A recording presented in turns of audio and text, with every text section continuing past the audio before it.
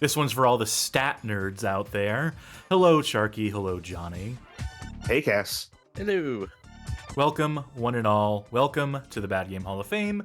Welcome to Ranking Roughly 120 Bad Games. This is the show in which we rank roughly 120 bad games. So the streaming thing. I like to pretend that we've been doing it for roughly 2 years, give or take. But the truth is, we've actually been doing this since 2018, since around September 2018. I just didn't start counting them until a certain point. But the point I'm trying to make is that we've played a lot of games in the course of this show, regardless of where you want to start counting. In fact, I tallied them, and we'll maybe show off that work in a few minutes before we get to the part of the show in which we seek to determine which of the games we've played so far here on the Bad Game Hall of Fame stream and our associated enterprises, which of them were bad, which ones were actually good, and which ones were so bad they're good. And we've got roughly 120 of them to get through. It's actually 118. We got so close. If I just waited for 2 more playthroughs to finish, we could have had a nice round even number, but we had to fill a programming slot. I mean, I was just so excited, so eager to do this, because I love ranking shit. How do you two feel about ranking and rating and looking back, retrospectivizing? Like at a 2.5 out of 5. By the way, if no half stars, no half measures in my rating scale, it's just 1, 2, 3, 4, 5 out of 5. Rough. I'm rough with a out of 5 scale. I feel more at home when I have a 10. Well, you're gonna have to cope. You're gonna have to deal.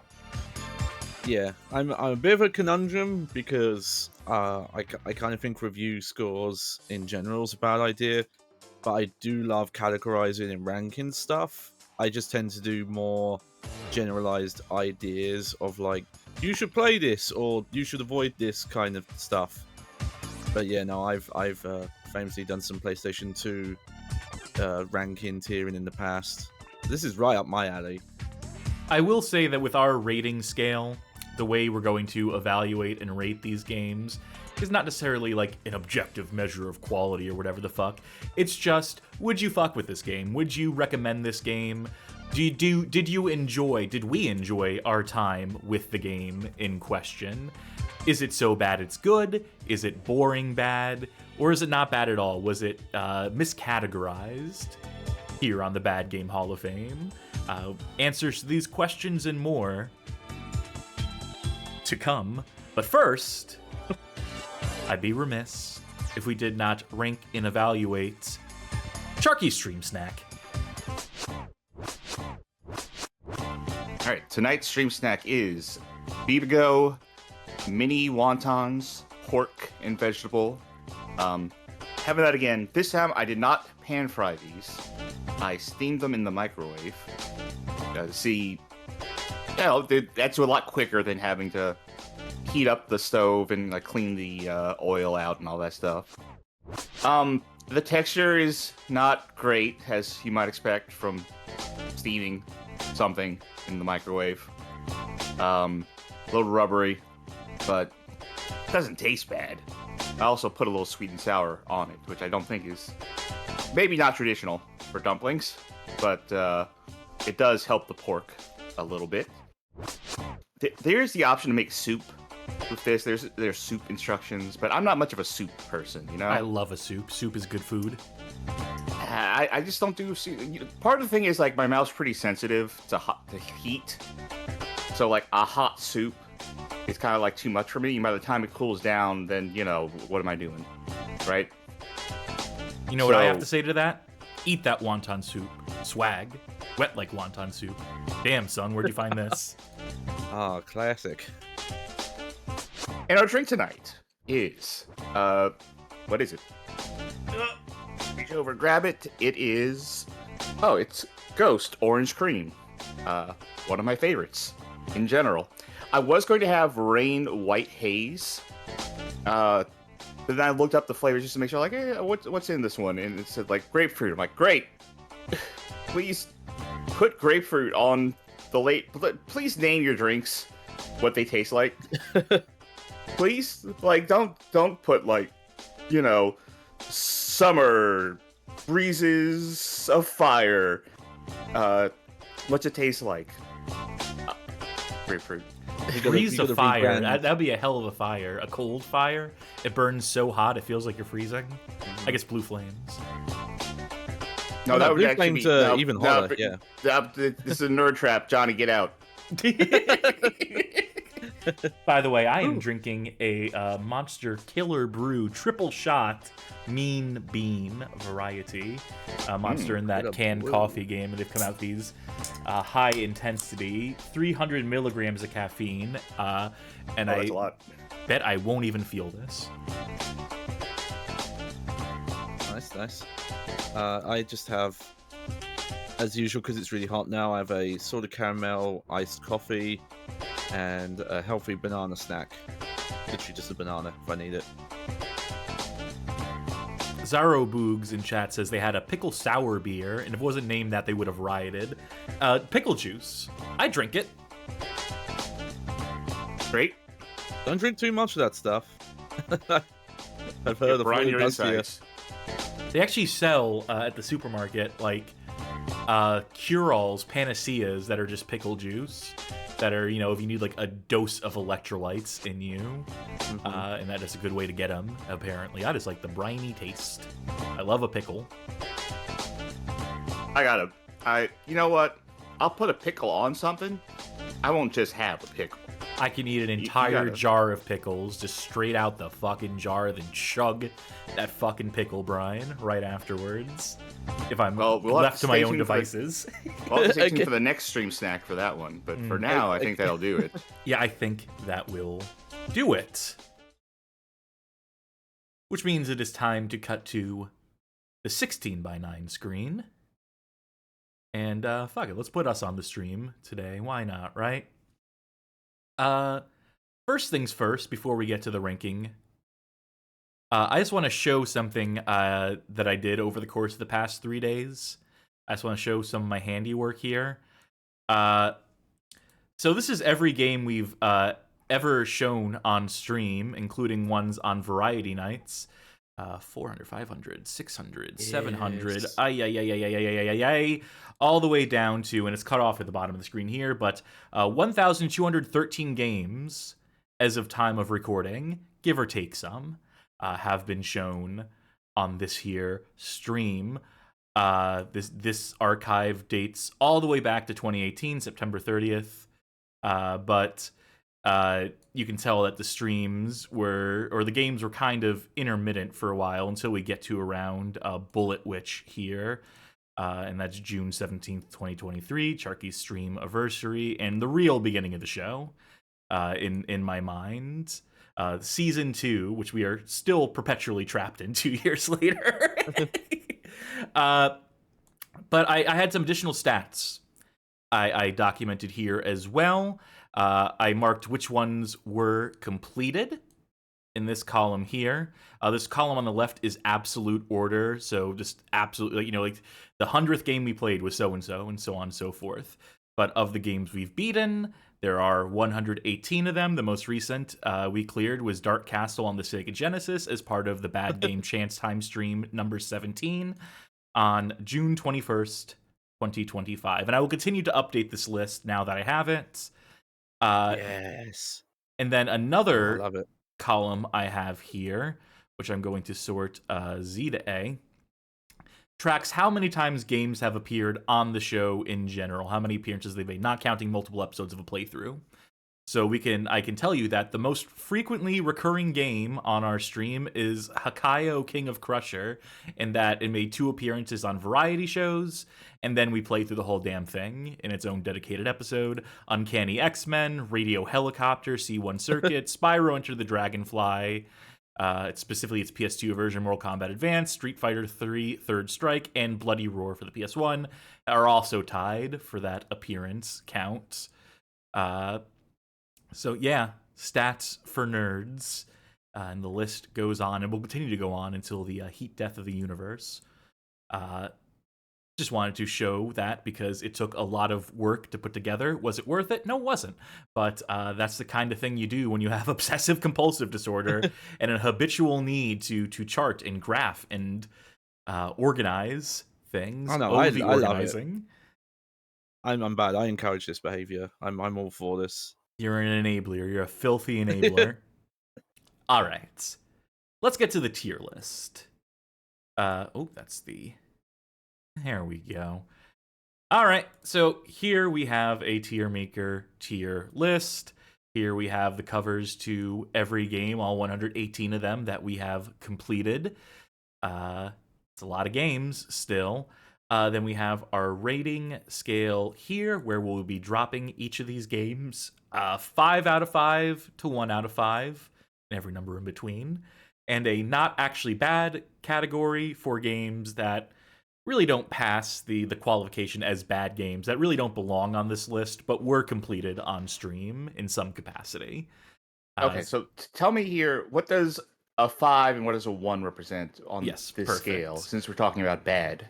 Absolutely. So for me, 5 out of 5 means a game, whether it's good or bad, that I can pick up and play any time of day, any day of the week, that I am excited to play again, regardless of the occasion. Those are the games that can be supremely bad, as I would call it.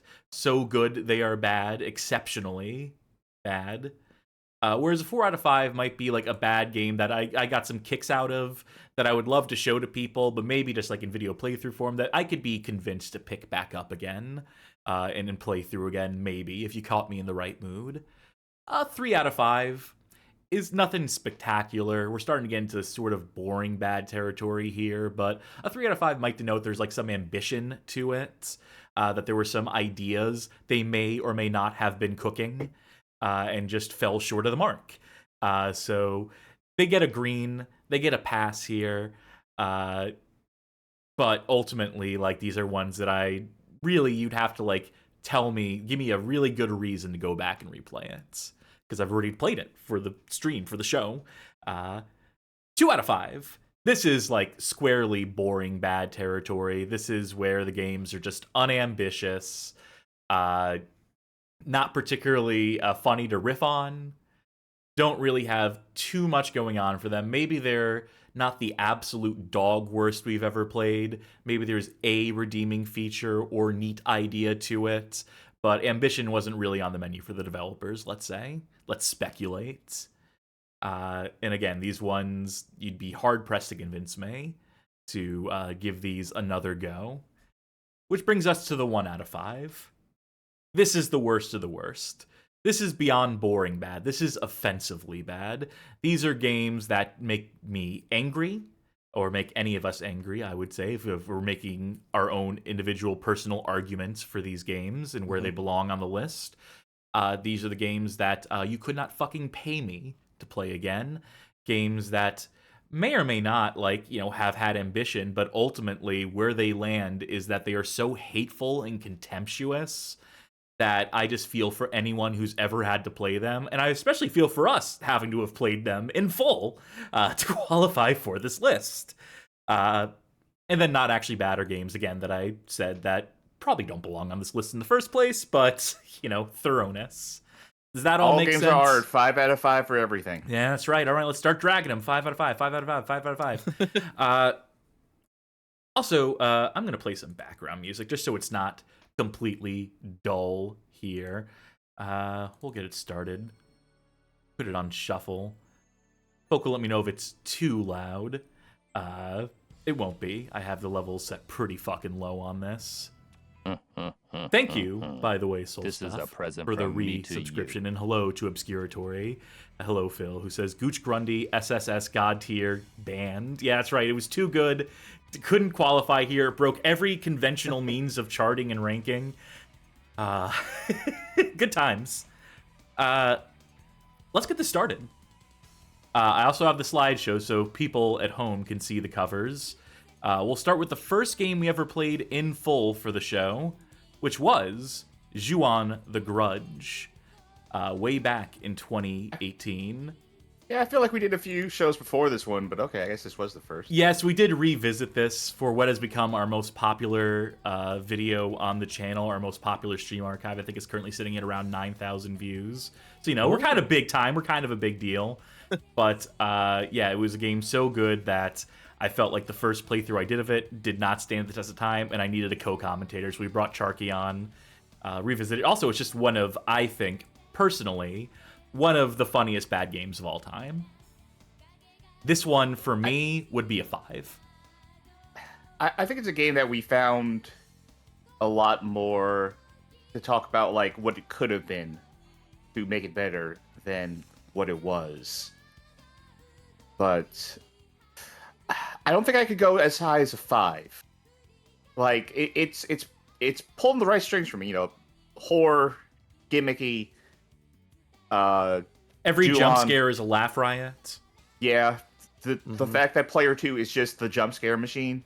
That you literally press a button to trigger a jump scare on command as player 2, which is an incredible idea. Yeah. Oh, that changes something I was gonna say.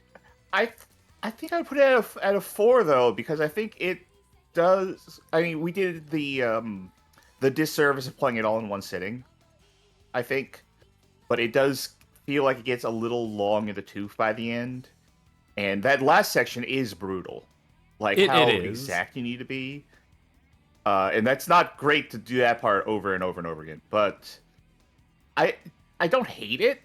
It was fun. There's a lot of fun ideas that it was doing. Again, like I think the fact that we did do that 2-player, and the fact that player 2 is the jump scare machine, that helps a lot.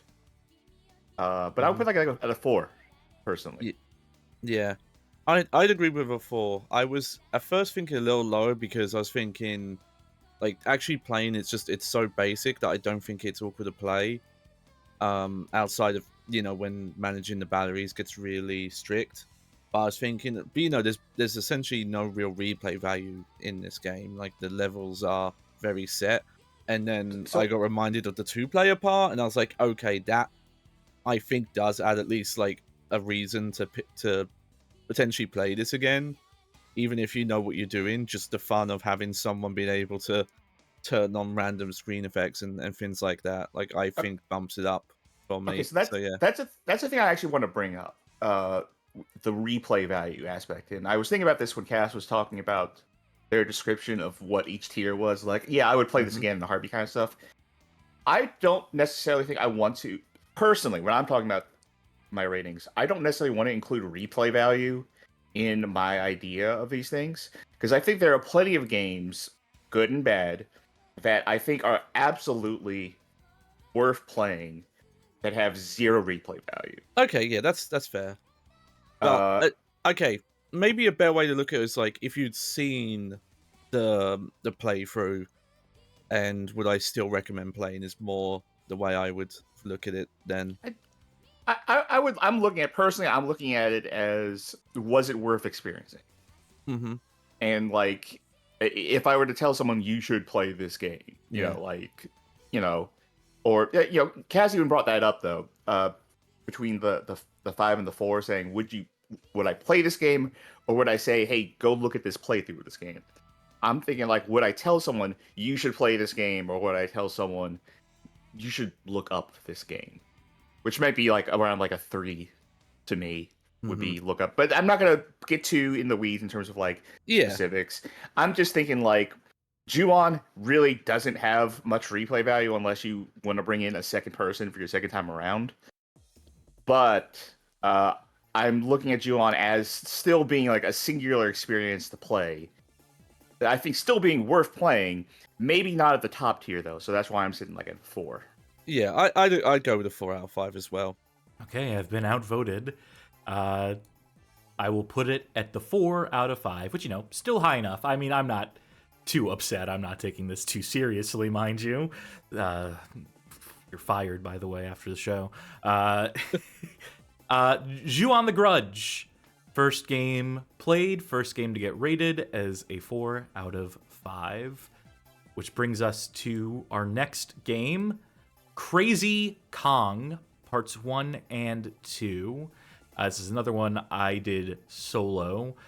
For those who don't know, this is a bootleg of Donkey Kong using Crazy Climber hardware, so that people who didn't want to pony up for an official Nintendo cabinet of Donkey Kong back in the day, who either had Crazy Climber cabinets or were willing to buy the package outright from distributors, would get a version of Donkey Kong with some jank-ass graphics, but mostly the gameplay intact, until you get to Part 2, which, like, remixes the levels a little bit.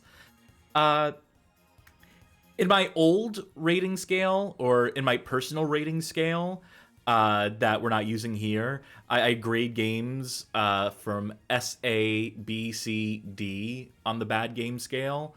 That's S for supremely bad, A for ambitiously bad, B for boring bad, C for criminally bad, and D for deliberately bad, which is the lowest tier. I think that if you're making a deliberately bad game and just that's not worthy of consideration.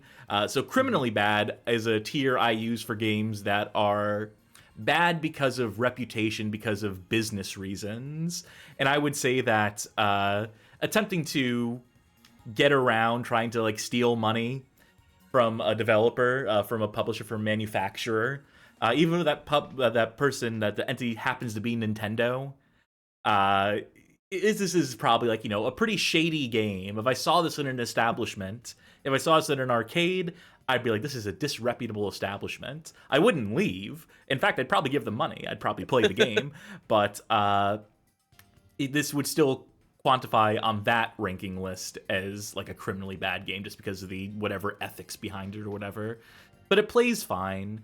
And it's very silly to look at. The sprites for Donkey Kong, now Crazy Kong, are something to behold. But ultimately, once you get past the looking at the Crazy Kong and, you know, like, the color palette, it's relatively unspectacular. I think it's definitely not 1 out of 5 because, you know, it's still playable. I think that playability probably slots it as a 3 out of 5. And, you know, it's worth showing off just to be like, hey, look at this fucking Donkey Kong sprite, right? And I've got no opinion. Never played it. Yep. I'm familiar with it. Not everyone here is going to have played every Kong. game. But I do want to. If you have played these games, even if you weren't on the stream for it, if you have any sort of opinions on them, please to weigh in, of course. Yeah. I did look up video, and what I inclined to follow what you said there. It looks like Donkey Kong. It's Torn. pretty much Donkey Kong. Our next game then will be Daikatana 64. Now, can I rate based solely off of the deathmatch? Yeah, go ahead. Multiplayer. 1. Fuck this game. Yeah. Make me vomit tier. Yeah, you did get to sample the multiplayer in, was it our LAN party at home episode, I believe?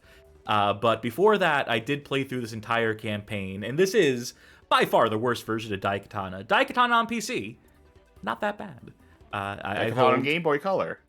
Pretty good, from what I hear. I haven't played that one yet. I also haven't played Quest, Brian's Pocket Adventure, whatever the Game Boy Color version of Quest 64 is that apparently fleshes it out and improves on it. But is that an adventure in your pocket? You're just happy to see me. Well, why don't you take a look for yourself? Whoa! Magic dragons! So Daikatana 64, Kemco developed, converted this, stripped out all the voice acting, shortened all the levels, cut out a lot of content, fucked with the game flow, and created some incredible replacement cutscenes with some of the worst animations I've ever seen in a retail product, short of, like, fucking poser stock animations. It is dog water to actually play. It is a miserable fucking slog in a way that PC Daikatana, in my mind, does not rise to the level to, in my personal opinion. But this is truly bad. And that multiplayer, boy fucking howdy. 2 maps, 2 game modes, basically no variety, basically no fun to be found. Worst in class, where, again, the proper PC version of Daikatana actually had excellent multiplayer. Played it with John Romero himself one day, I recall, if I was not lied to. Years after the fact. But this really gets my goat, this N64 version. But at the same time, those cutscenes are so comical. And if you know someone who is familiar with PC Daikatana and has any sort of opinions on it, they owe it to themselves, and you owe it to them to tell them to try this version of the game, and it will completely recolor their opinions of PC Daikatana. I guarantee it. So where does this land on my rating scale? As much as I would be, I would want to agree with you that the multiplayer is absolutely a 1 out of 5, and that the campaign's no fun. I still think I'd have to slot this as a 2 out of 5. Even with the disservice it does to PC Daikatana, I think it is still fascinating. It's still interesting. Yeah, I have a limited exposure to it, having only done the multiplayer. But it's not only the 2 maps, the awful mode that mode where you had to collect whatever the things were, and like navigate that whole situation was atrocious. But it, the curse of almost every FPS on Nintendo 64, it just controls like shit. Mm-hmm. It doesn't let you fix it in any way to make it playable. So, like, looking at it, I can't grade the campaign. I have not played the campaign, but I have to imagine if I'm playing the campaign with the same controls I'm playing the multiplayer with, it can't be good. It certainly cannot. Mm-hmm. 2 out of 5. Yeah, I'll default to your rating again. My main takeaway is just I always find it fascinating that before Daikatana PC was easily accessible on like modern systems, before I had the Steam release, I always heard people say, "No, the N60 version's better. You don't have to deal with the AI." Anyone who says that is so fucking wrong and out of their gourd. Just no other aspect of the game was like actually talked about. No, but of course, because they have no frame of reference because they've never played the PC version. Yeah, and I can personally attest that the multiplayer in the PC version is fun. Yes, because that's right, we did play that together at some point. Hey, guess what, Sharky, Johnny, you're gonna have to play through the campaign co-op at some point in the future. Because when we do cover Daikatana PC on the show, we are doing the 3-player co-op campaign in full. I'll need the disc. All things in due time. Speaking of time, it's time we get on to the next game, why don't we? Which is Gods and Generals for the PC. I leave this one entirely to you, because I've never played this. I fucking adore this game. This, to me, is definition of so bad it's good. To me, this is a game I can talk about for hours, just all the design mistakes. It's only like a 2-hour game, but the story behind it, the fact they're going to try to upsell people on a multiplayer mode on a value game, a game that already costs like $10 or $14.99. I have the box over there if I wanted to go grab it. It says like great price on the cover, and their scheme was that they were going to sell you to change a line in the INI or config file to enable multiplayer, and then develop maps for it, presumably, and stuff like that. But despicable. The game is one of those Lithtech engine games, one of those awful games that licensed Lithtech 2.5, was it? As so many value games of the era did. Has a completely unnecessary stat building system, experience points, stat investments, and such, that adds nothing to it except comedy, broken objectives, broken progression, broken AI, broken weapons, basically every aspect of this game broken beyond belief. It's the best. It is so comical. It is so funny. That playthrough is another one of our more popular playthroughs, by the way, but we really have to redo this one at some point where I need color commentary on this. I need people to to make it funny, because I'm not sure how well my commentary holds up on that first go at it. But for the time being, in lieu of you two having experience with it, maybe we'll revise this one day. Maybe we'll have to do this list again at some point. We'll have to do the ranking stream again in future when we have more games under our belts. But for now, This one's a solid 5 out of 5 for me. I could play this anytime, any day, show it to anyone. You tell me you haven't seen this game, the first thing I'm doing, I'm stopping whatever it is we're doing, whether we're driving, on the way to the hospital. No, we're slamming on the brakes. I'm loading this game up on the nearest computer device and showing it to people. That, to me, is the definition of a 5-star banger bad game. Next up, Spyro, Enter the Dragonfly. Real fun speedrun game. Yeah, it's got that going for it. I hate this thing, but again, I'm predisposed to hate it because I hate platformers, especially the 3D ones. I also have other reasons to hate this. One of them being that I wasn't supposed to play this game. I was suckered into it. Once upon a time when we were writing articles for the BadGameHallOfFame.com, someone pitched a guest article. And this is not like a mark against them. I'm not shitting on this person who contributed. But they said, hey, I'm going to play the game. I'm going to write the game. You do any editing or touch up. And I'm like, sounds great. They did not tell me that they had no means of recording their gameplay, which I was presuming I would be able to use, like to GIF it and whatnot for all the media we would be inserting into the article. So instead, I had to fucking stream it. I had to play through it myself, record it, and then make the GIFs myself. And in the process, I had things that I decided I wanted to say about the game as well, and ultimately wrote like 90% of that article. But anyway, worst Spyro game, I would have to assume. I didn't play any of the ones past this. Is it? It's fucking bad. It's clearly unfinished. It feels like if it came out on the PS1, which it looks like, it might as well have come out on PS1, but even then it would rank lower than original trilogy by measures, by magnitudes. Yeah, I'd say at a minimum you could say in this original style, it gets a bit murkier once you get to the Legend series, where it turned into like a weird beat-em-up game. This is one I've probably got to put my own time into, just because of all the reputation I know it has. But yeah, definitely as a speed game, I'd rank that high at least. Yeah, like my real only experience playing this game is as having it as like a back pocket speed run that I can do. And it is fun for that. That is not what I can rate this game as. I cannot rank this game based on how fun is it for me to whip this out and saying like, hey, you want to see me beat this game in like 4 minutes tops? I'm gonna have to defer to your rating on this again, just because my experience with this game is so not even close to what an actual gameplay experience of this game is. I really enjoy breaking this game. That's not playing this game. Well, I hate this thing, so I would be incredibly unfair and unkind to it. I would just give it a 1 on principle.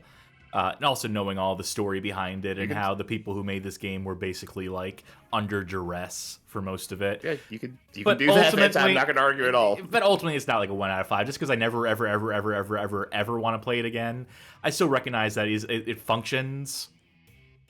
If you're really hard up for more Spyro, you could conceivably play it and potentially finish it if you really wanted to torture yourself for that long. It's like a 2. Opinions coming from chat on this one. Bob says, this is just Spyro 3, but shittier in every way and boring beyond barely functioning. Like, even if it functioned properly, it'd just be an inferior version of an existing game.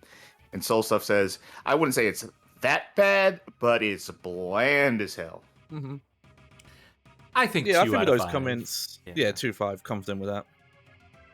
Which brings us to our next, which is Demolition Man for the 3DO, another game we've recently played, as recently as last week, replayed for the show. But before we did it that time, I did it a while ago. So this one, I'm going to start with you, Charky. Okay. This is one that I think this one is very fun to show. This is because it's doing so many things. It wants to be so many things. It wants to wear so many hats. And it goes about it in such a charming way that could have only existed at that era of 3DO, which is to say, digitize actors, bring in Sylvester Stallone, bring in Wesley Snipes. The act of playing it seems tedious at best and spiteful at worst. I can't imagine if we tried to do this without save states. This is a thing where this is definitely one where I would definitely recommend people check this out, but I would recommend people watch it. This is not one where I would say you should play this, which then now brings me to, do I want to put it at... My heart says 3. Right now, my heart says 3. Because I absolutely think people should look at this game. People should observe it. People should study it. People should hold it on a pedestal and look at it. But man, I can't recommend actually playing this thing. This sucks. This sucks to play. How about you, Johnny? But What are your thoughts? It's so compelling to me. It's still so compelling to me that I can't give... I don't think I can give it lower than a 3. Yeah. Similar take. I think it is the most fascinating, like, multimedia style game. Yeah, I would only recommend playing it solely just to feel how it is. But, you know, like, I wouldn't say, oh, you need to make an earnest effort to beat this game. If you just find that debug code and just skip around levels, I think that's good enough. So I think like a 3 out of 5 would be good.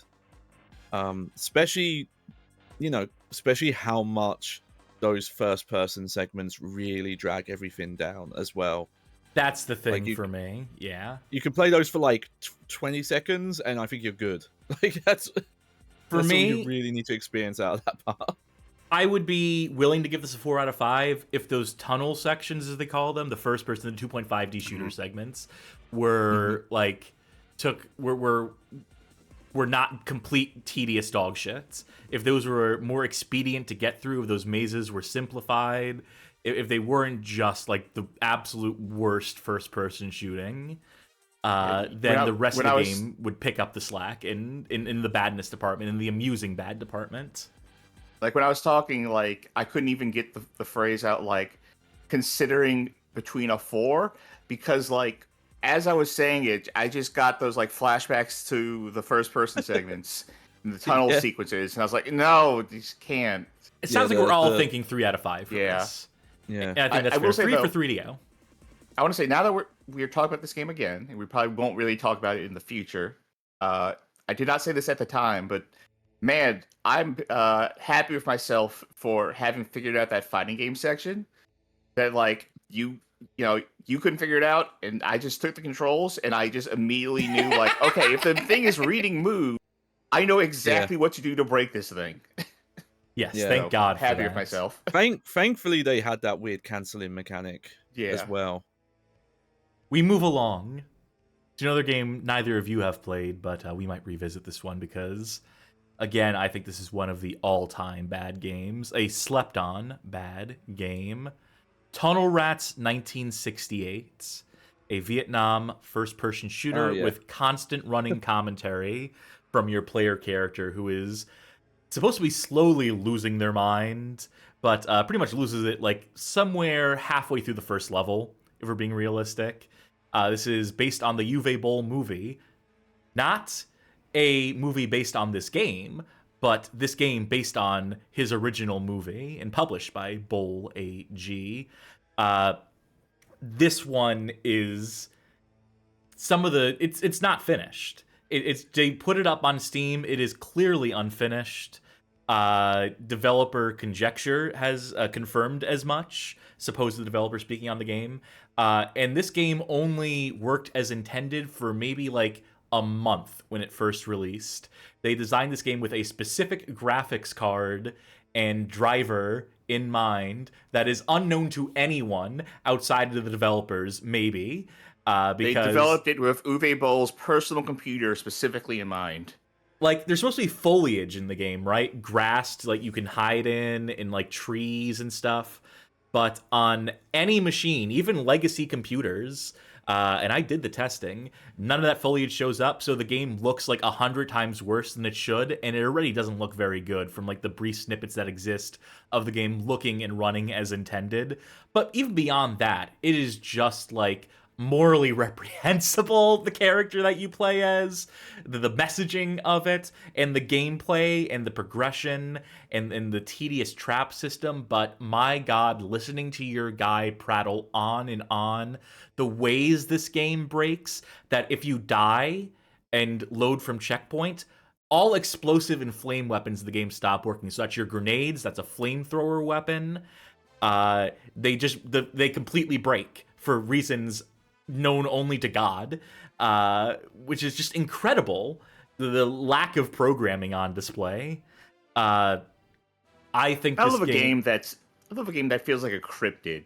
Mm-hmm. A game that feels like it behaves in ways that defy any explanation other than machine elves.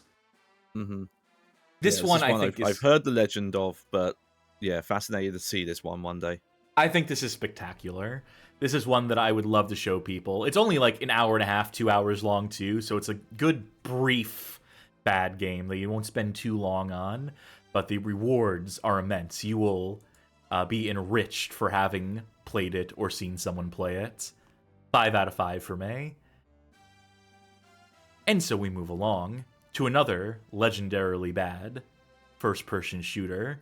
Will it end up with a 5 out of 5 again? Probably. Jurassic Park Trespasser. Yes. The definition of ambitiously bad, in my mind. This game tried so hard, reached for the moon, but Anne's singular working arm just couldn't quite make it. I don't assume either of you have played this game recreationally. No, never played. Definitely seen played though. Let me look at my tits and see if I can get a readout on have I played this. No, I have not. Well, there you go. Oh, I will say that I watched. I've seen it played all the way through. I watched the. I will say, to a certain subset of people, legendary Let's Play Research Indicates. Yeah. Played this game with his buttery smooth radio voice. This game looks amazing. Like, I don't know if I could actually ever play it, but everything I've seen about this game, I'm like, this is amazing. Like, obviously it's broken, but I love everything about it. I love what it's trying to do. This is, like, from what I have seen, and, like, I would say, outside perspective, that's like a 5. But no, I agree. I haven't played it. I can't. Okay. No, I concur. No, for me, this is an easy 5 too. Just to not to bury the lead here, but to me, this is one of the most legendarily, one of the most ambitious, one of the most respectable bad games. It tried so hard, and it did succeed in some ways. I mean, you would not have a Half-Life 2 if not for this game. Directly inspiring the physics engine and physics simulation seen in a Half-Life 2, by testimony of one Gabe Newell. And it is so fun to play around with the physics in this game. They're not like realistic. They're not like perfect. The amount of bullshit seesaw puzzles you have to do can get a little much, but it is so impressive. It's a triumph. It was a failure in its time. It did not run on machines of its era. It was the crisis of its day, some might say. And to control it is very difficult to master, but once you do, once you learn the system for manipulating the arm and hand, like, you can get like a grip on this game. I remember seeing this in stores back in the day too. I never picked it up, unfortunately. But, like, correct me if I'm wrong, but can't dead dinosaurs kill you in this game if you walk into their mouths? Yeah, their hurt boxes are still active. Their teeth still hurt you, so you could potentially do that. Yeah. Well, I mean, if you run into, dinosaur teeth fast enough, hit yourself in the start. That's just realism. Yeah. As far as I'm concerned. This is an easy 5 out of 5 for me, and it's one that I recommend people play for themselves. Because there are mods now that exist to make it run on modern Windows and give you some quality of life features. And so I just highly recommend, if you ever heard of this game or were ever curious about this game, You owe it to yourself to play it if you have a mouse and keyboard and have a means of playing it. Or just watch our playthrough. Maybe we'll revisit this one again too. I want to redo all the ones that I did before we had a fleet of co-commentators. But we move along to the last of the games I played by myself, I think. The last of the Season 1 playthroughs, let's call it. And that game would be Sniper Path of Vengeance. More lift tech trash, but of the best kind. There's a whole story behind this game that I didn't get into initially when I did the stream on it. We're supposed to be called something like Rat Race or something. It's supposed to be more like mafia oriented. There's still like a mafia subplot that runs through this game, but that's It's irrelevant. supposed to be a game about a race across America, with a cast of kooky contestants, and well, let me tell you this: it's supposed to be a game. You're the sniper. Your nickname is the sniper. The title of the game is Sniper Path of Vengeance. There is one sniper rifle in the game, and you barely use it.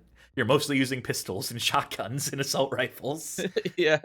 I'm And looking up footage, and this doesn't seem like much of a sniper game. No, but the scripting is incredible. The dialogue trees, if you can call them that, are c'est magnifique.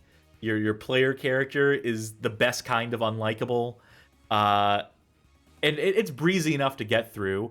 There is some unfortunate racism you have to suffer through once you are going up against the Triad, I believe, at a certain point. And the game handles that with all the grace you can expect of a Polish developer from the developers of Mortar 2033 et al. But even still, taking that into consideration, that unfortunate bit, there are levels you go through in this game. The path of vengeance that you take is a wild fucking ride. Doesn't quite rise to the highs of Gods and Generals for me. It's a little too put together. So I think it just misses the 5 out of 5 for me and maybe lands at a 4 out of 5. But still one worth watching, if not playing, in my opinion. So yeah, I think that's as fair as I can be to it. As fair and equitable as I can be to Sniper Path of Vengeance. Which brings us to our 10th game. Bullet Witch. Specifically the PC version that we played that has that dash feature added in and some other quality of life adjustments, I believe. But Charky, you were present for this one. This was your debut, as a matter of fact. Yep. How do you feel? I do remember. I remember after I became on the mod admin and streamer crew and stuff for this, I saw in the stream team chat, I think, from before, like the day before this stream happened, you post something like, "Yeah, I'm gonna try Charky out on this thing, see how that goes." See if they pass, the mustard. Yeah, I made a good call. I was right. I stand by it.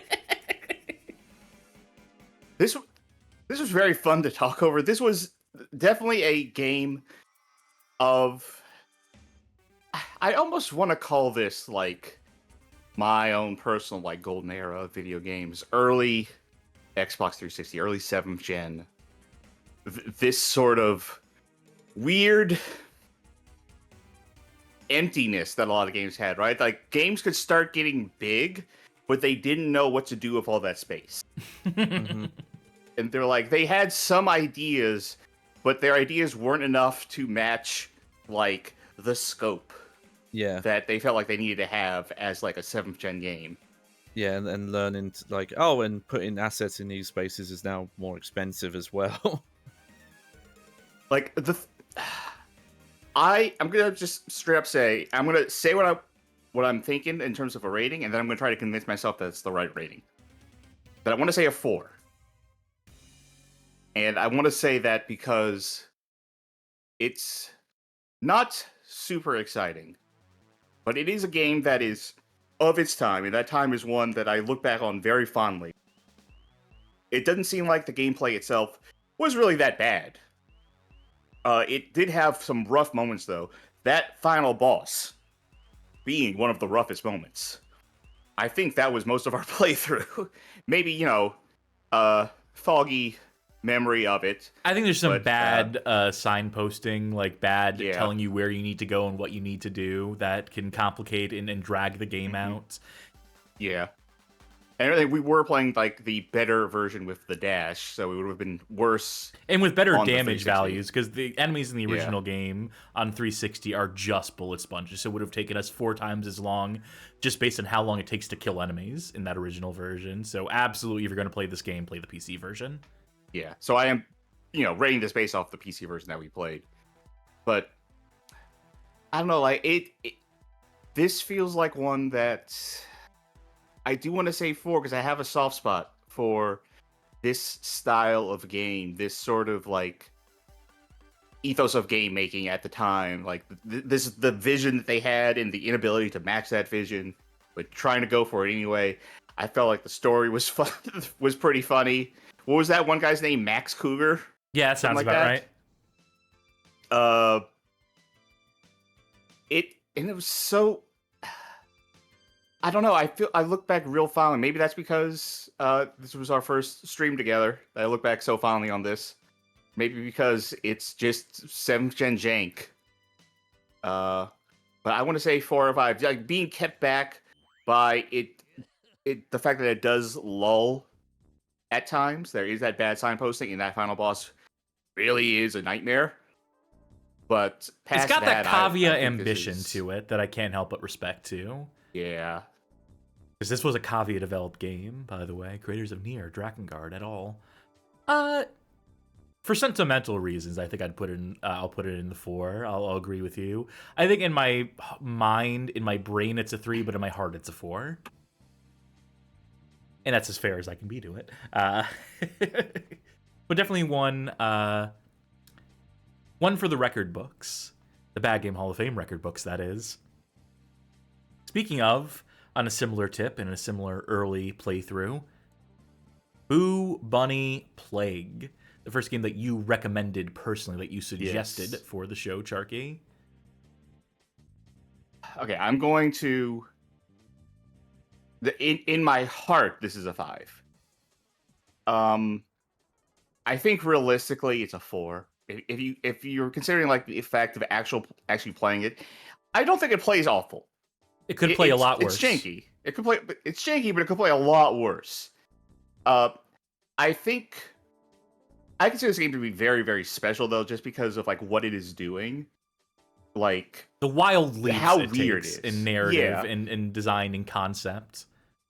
Because like we've had this discussion before, actually, where I talked about everything that I liked about the game, and you said, "Well, you're approaching this like ironically." I'm like, "No, I'm not. I legitimately love what this game is trying to do because it starts out as this kind of very simple, generic beat 'em up thing with a very annoying main character, and then they like have like an annoying music number at the top of it too. And you're like, okay, they're just being kooky and quirky and stuff. But no, the game's a musical. Like you play it and you realize this entire game is a musical. Like stylish action-ish game. Not really, but it is trying to ape a lot of different things from it.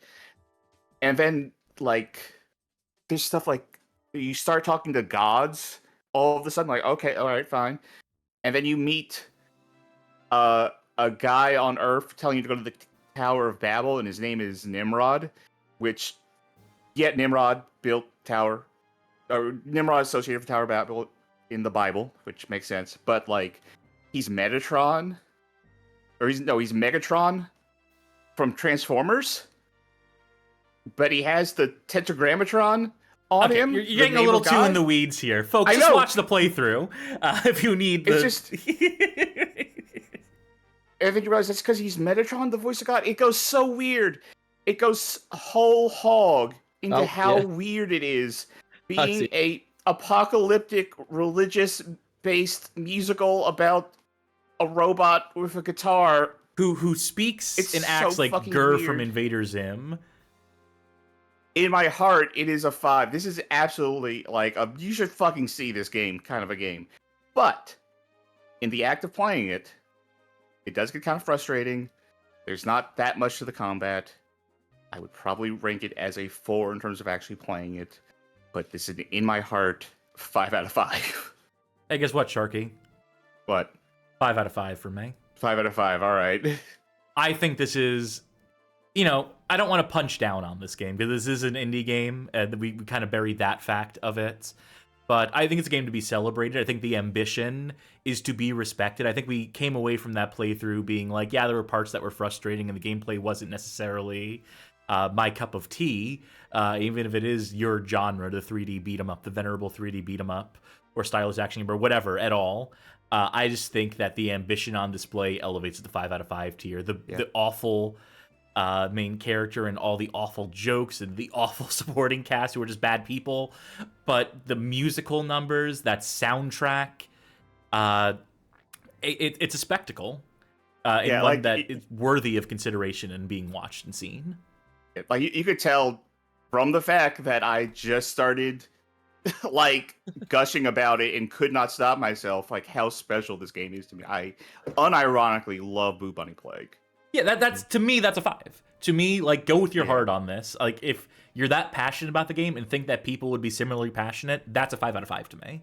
Again, this isn't a measure of like, well, you know, the gameplay's a little weak. We're talking bad games here. Yeah. The gameplay across most of these games is pretty bad. That's not necessarily the thing we're ranking on, you know? So that's my thought process there and my justification for that 5. All right, the one I'll hold back off on then is not actually bad. I'll hold back off of saying not actually bad. I'll give it a 5 out of 5. Yeah, I think this is still bad. I think it qualifies, but it qualifies for the top of the list. That's a playthrough I've always been to go back and watch, just pretty much solely based on Sharky's, ravings about it. And having looked at the footage now, like, yeah, I definitely need to get around to that because it looks fascinating. And we need more musical games. I didn't even go into how crazy the story actually gets. So yeah, check it out. So next up, Homefront. I've played this. I haven't played all of this, but I have played this game. Mm-hmm. Yeah, unfortunately, I'm more to say I haven't played all of it. You can say how short this game is. Yeah, unfortunately, I'm more familiar with the sequel. Unfortunately. I'll talk about this one for a minute. I despise this game. I pre-ordered it at a time in my life where I was very vulnerable to the charms of a Call of Duty, a Modern Warfare, what have you, and was disappointed on release. The multiplayer was supposed to be the saving grace of it, and the campaign was sort of a value add, but I can testify personally the multiplayer is not that spectacular. But that campaign, if we're just rating this based on the campaign, on the playthrough, this campaign fucking sucks. The shooting is not good. The characters are insufferable. Mm-hmm. The logic is non-existent.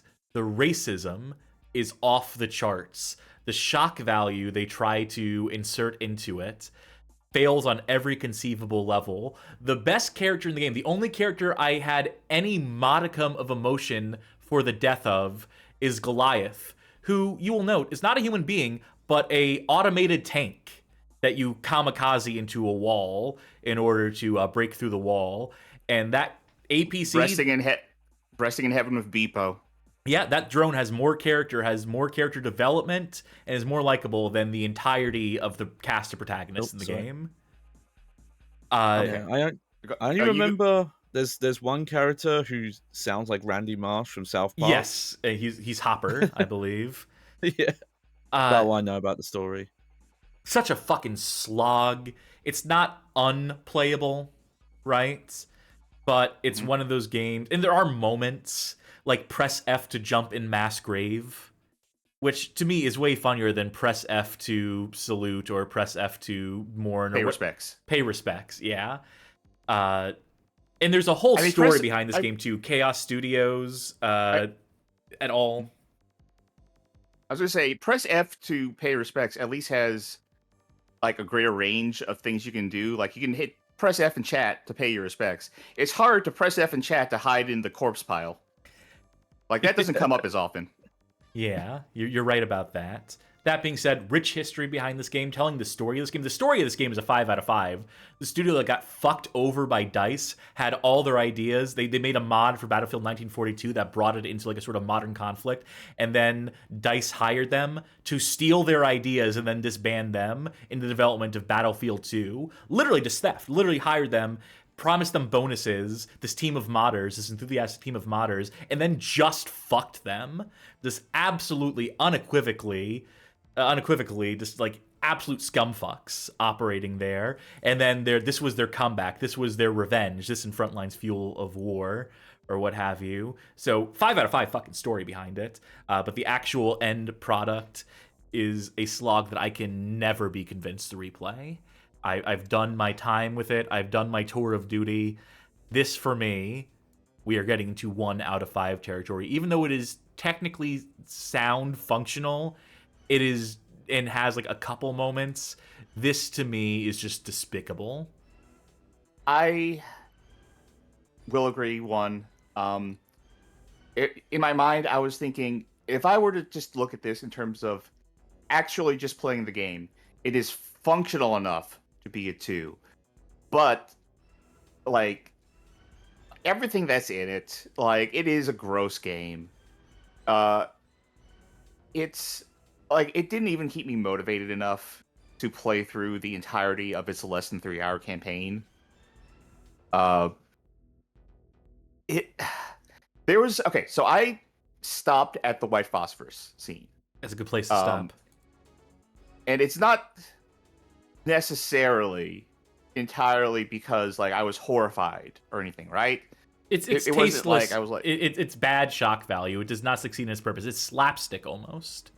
Well, okay, so this is why I stopped. I got to the white phosphorus scene, and it just felt like lazy and stuff.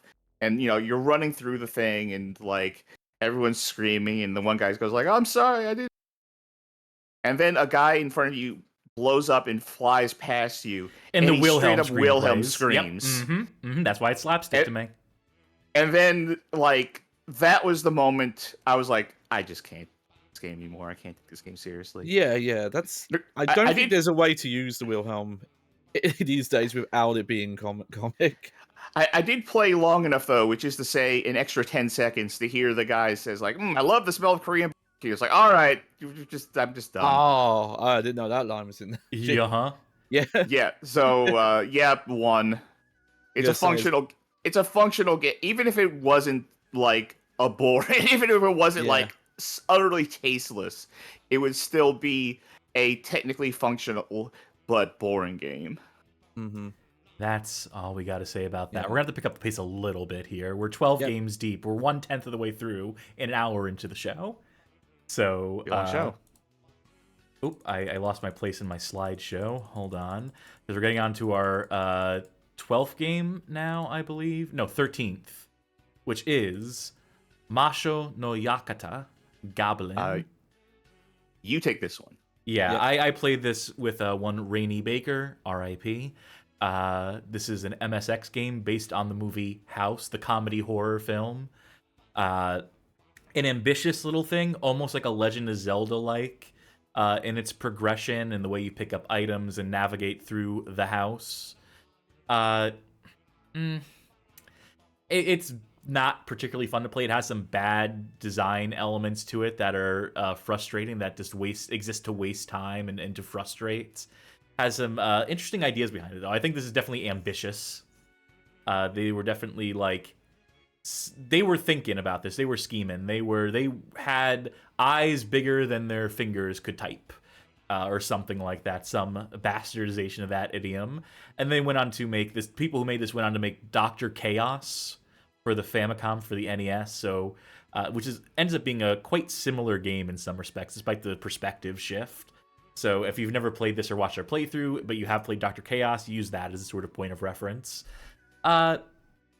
Besides the fact that I had Rainey on it, and besides the fact that it is tied into a less than spectacular movie, it's like a 3.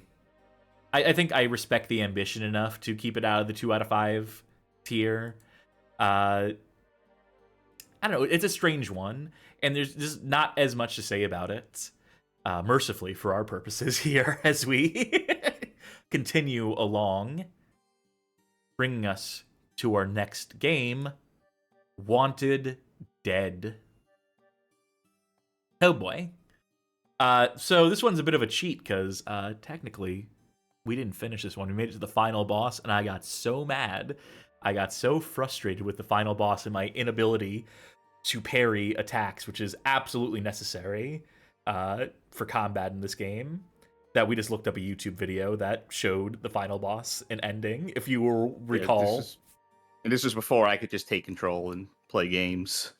But outside of that fact, it's a quirky game. It trades in its quirkiness. It's trying to be... It's the spiritual successor to Devil's Third on Wii U, in the fact that inside scoop, literally the team who made this is the people who made Devil's Third, and when they pitched it at board meetings, they pitched it as a spiritual successor to Devil's Third in their pitches to prospective publishers.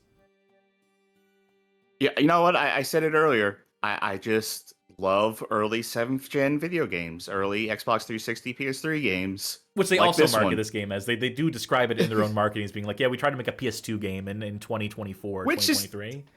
And it's not a PS2 game. It's a PS3 game. If we're being honest, if I'm looking at it in retrospect, this is very PS3, more so than PS2. Yeah, I think that's fair.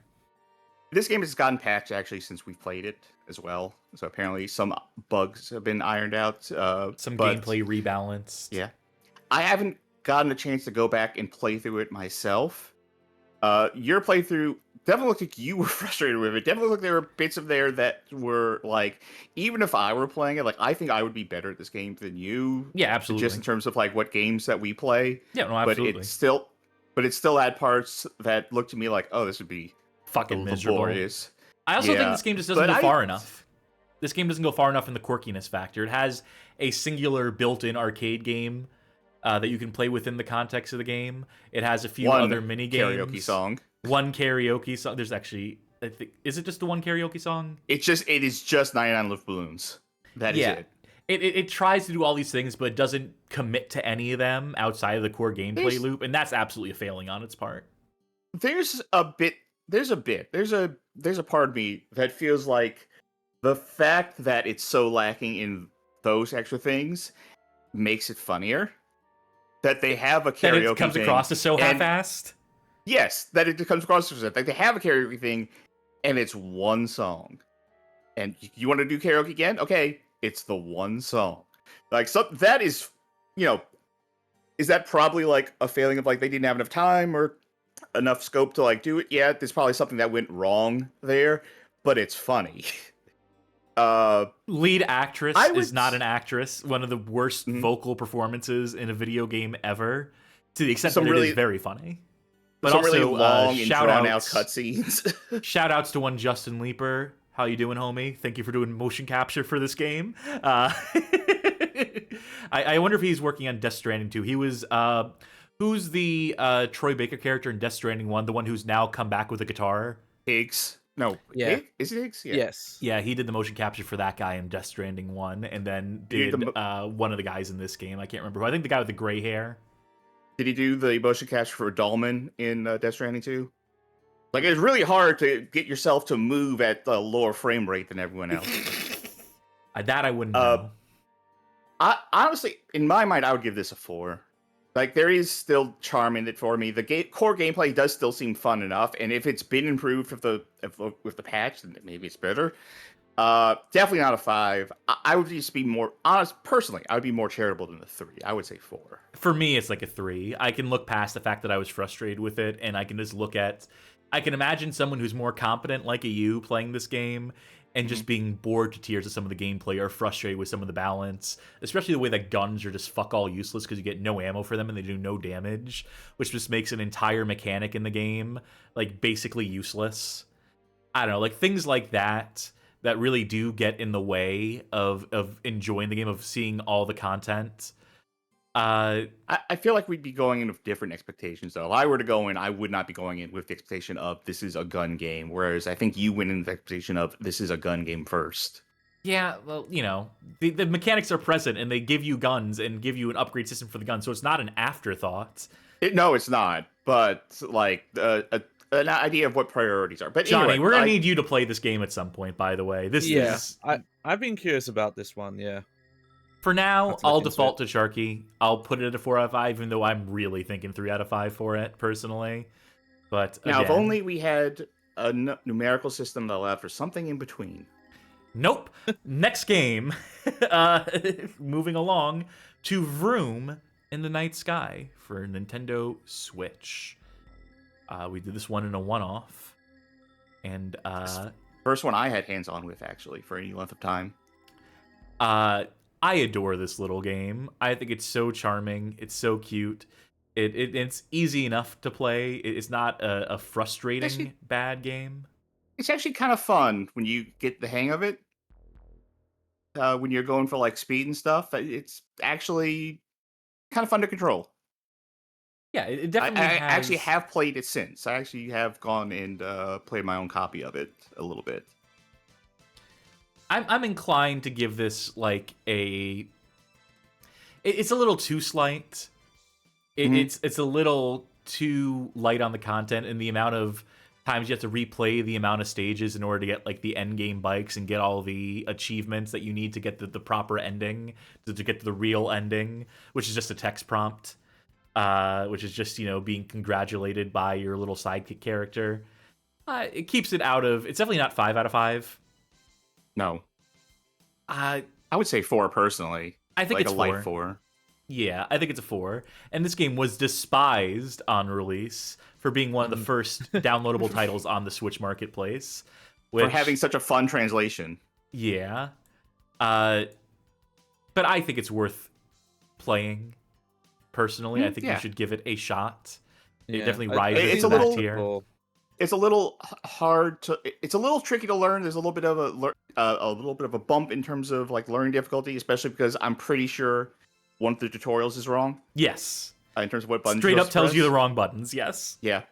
But once you get used to it, actually it's fun. It's fun to fun and breezy. And also like some of the things you unlock to fly around on include like a jet and a that school your little bus. anime girl sits on top of. Yeah.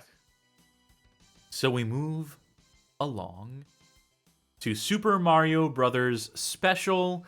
Here I have the cover for the PC 8801 version, which we did play on the show at some point, but the version we finished on stream is the Sharp X1 version. And they are two different games because of the way that they handle screen scrolling, which is say neither of them have smooth scrolling.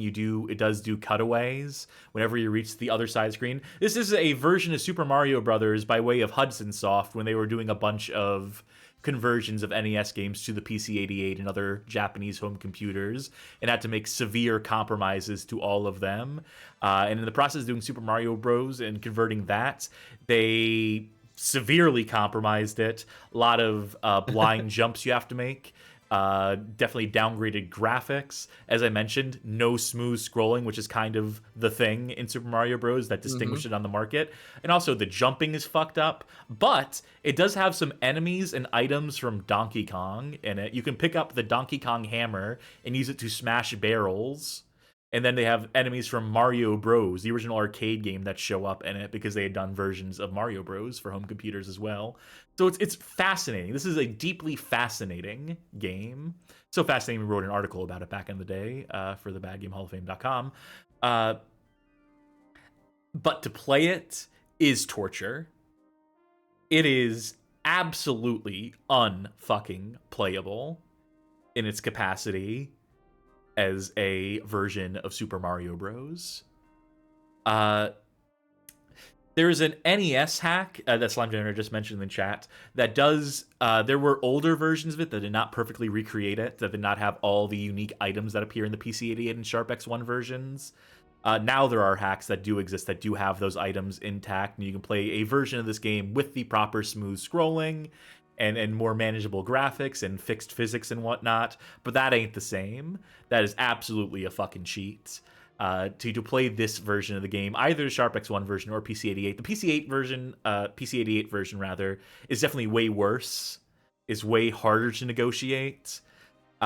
But even still, the Sharp X1 version, this is 2 out of 5 territory for me. Because it's definitely fascinating, but it's so hard to parse visually, to get a handle on control-wise, that it's just really hard to recommend earnestly, in my opinion, unless you have any specific, unless you defer or argue with me, Charky, as to it being like a 1 or 3. No, I've never touched it, so I can't really argue about it. Yeah, but you saw Yeah, it. same. I did, but like it just like water off a duck's back, kind of. It was a PC Super Mario that didn't run too great. Mm-hmm. All right, Yeah, fair I've seen enough. it too. I defer to you. It's one of the few games I think that looks as bad to play as it does just watching it. You can tell.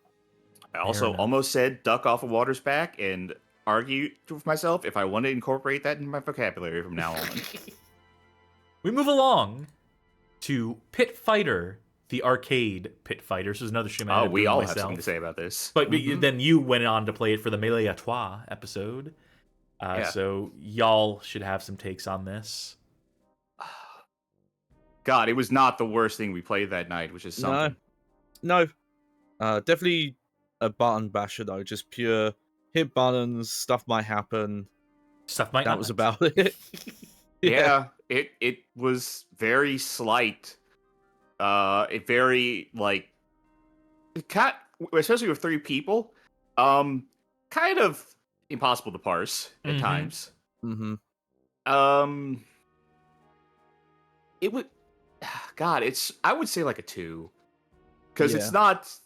We played so much worse that night that it's like I can't say this is a 1, but it's definitely not good. It was definitely one of those arcade games that wanted you to put quarters in it just because it looked good for the time. Like Yeah, this in my mind is almost no different than Dragon's Lair.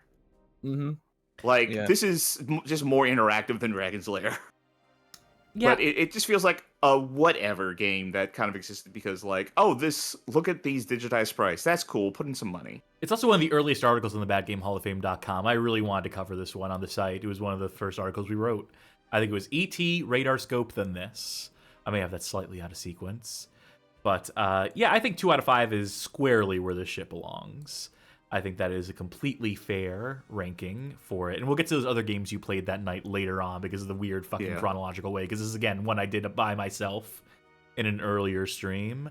But on that same night, I also played the SNES version of Pit Fighter and had to cheat it to completion because this game is straight up unfucking playable, unfucking beatable. The most ridiculous, you get 1 life. You get 1 life and you don't heal between matches as much as you need to. And it looks worse, and it just plays fucking worse. I think it's a conversion of the Game Boy game, of the Game Boy version of Pit Fighter specifically, to SNES with quality of life removed. So it's an inferior version of its own Game Boy conversion of an inferior. It's just a fucking mess. This is 1 out of 5. This is complete dog shit. It's funny to gawk at, to look at and be like, wow, it's this bad. But beyond that, like, I'd rather chop my hands off than have to finish this game legitimately. The amount of practice it would take to get to that point, you might as well just chop the hands off. You might as well just fucking kill me. Put a gun to my head. Fucking horrible. But, you know, I'll tell you how I really feel about one of these days. So we move along to Ghostbusters for the NES. Ghostbusters! Now, I think this was squarely in the time period where a hurricane had just happened, because I wasn't here for the Pit Fighter stream or this stream, so I'm pretty sure that a hurricane hit my house and I lost electricity for a while. Yeah. Well, I've always been partial to NES Ghostbusters, knowing it's a conversion of, what was it, the Atari 800 game, or C64? It was a home computer game of some sort before it made its way to NES, and I think the NES version is better than those home computer versions. I like the little business simulation aspect of it. It could obviously stand to be more fleshed out. The loop of driving around the city could stand to be fleshed out. The going up the stairs sequence could stand to be completely rehauled. But I Yeah. still hold this version of the game above the Sega Master System version that people claim is better. And maybe that's just nostalgia talking or something for this. Is that the one where the car segments are the car's so big it's No, that's most the of the 2600 screen? version you're thinking of, where you can only move left and right, so those sections are basically worthless. Okay. Whereas the driving sections in Ghostbusters Land, yes, there's actually a pattern to them that's actually pretty easy to Oh, parse yeah, and yeah. read, where it gets to be pretty predictable, which is good. Mhm. I don't know. Yeah, It's I hard wasn't for me to sure get if the mad at this. And Master the System ending, also had that. the Yeah. opening vocal line, the fact that the Ghostbusters theme just plays ad infinitum, it's a Yeah. charmer in my books. I'd see fit to give this a 3 out of 5. Which is probably a little too high. Like, my brain says 2, my heart says 3, and I'm going with my heart on this one. And we play every version of the original Ghostbusters on that Ghostbusters stream. So whatever the original version was, then all the other different conversions, including the 2600 conversion. So I'll give that a look-see if you've ever been curious. We got a couple games from our parody games stream. What was the name of it? Parody games Paradox. I know I love my alliteration. Parody Pandemonium. Well, anyway, I know. Pissed, starring John Goodman, the parody of Mist. It will take us longer to talk about this game than it takes to beat it. In fact, it already has. It's literally a slideshow. You go through 10 or 12 screens. They have some things you can click on. There's some funnies that happen, except none of them are particularly funny. The funniest shit in this game is the bonus features, which includes a song performed by John Goodman. And there's a music video for it and beautiful, like, 144p resolution that you can watch.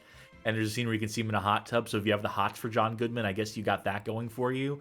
But, you know, worst thing that you said about it, it's a parody game that's not funny. It just isn't funny. Great speed game, though.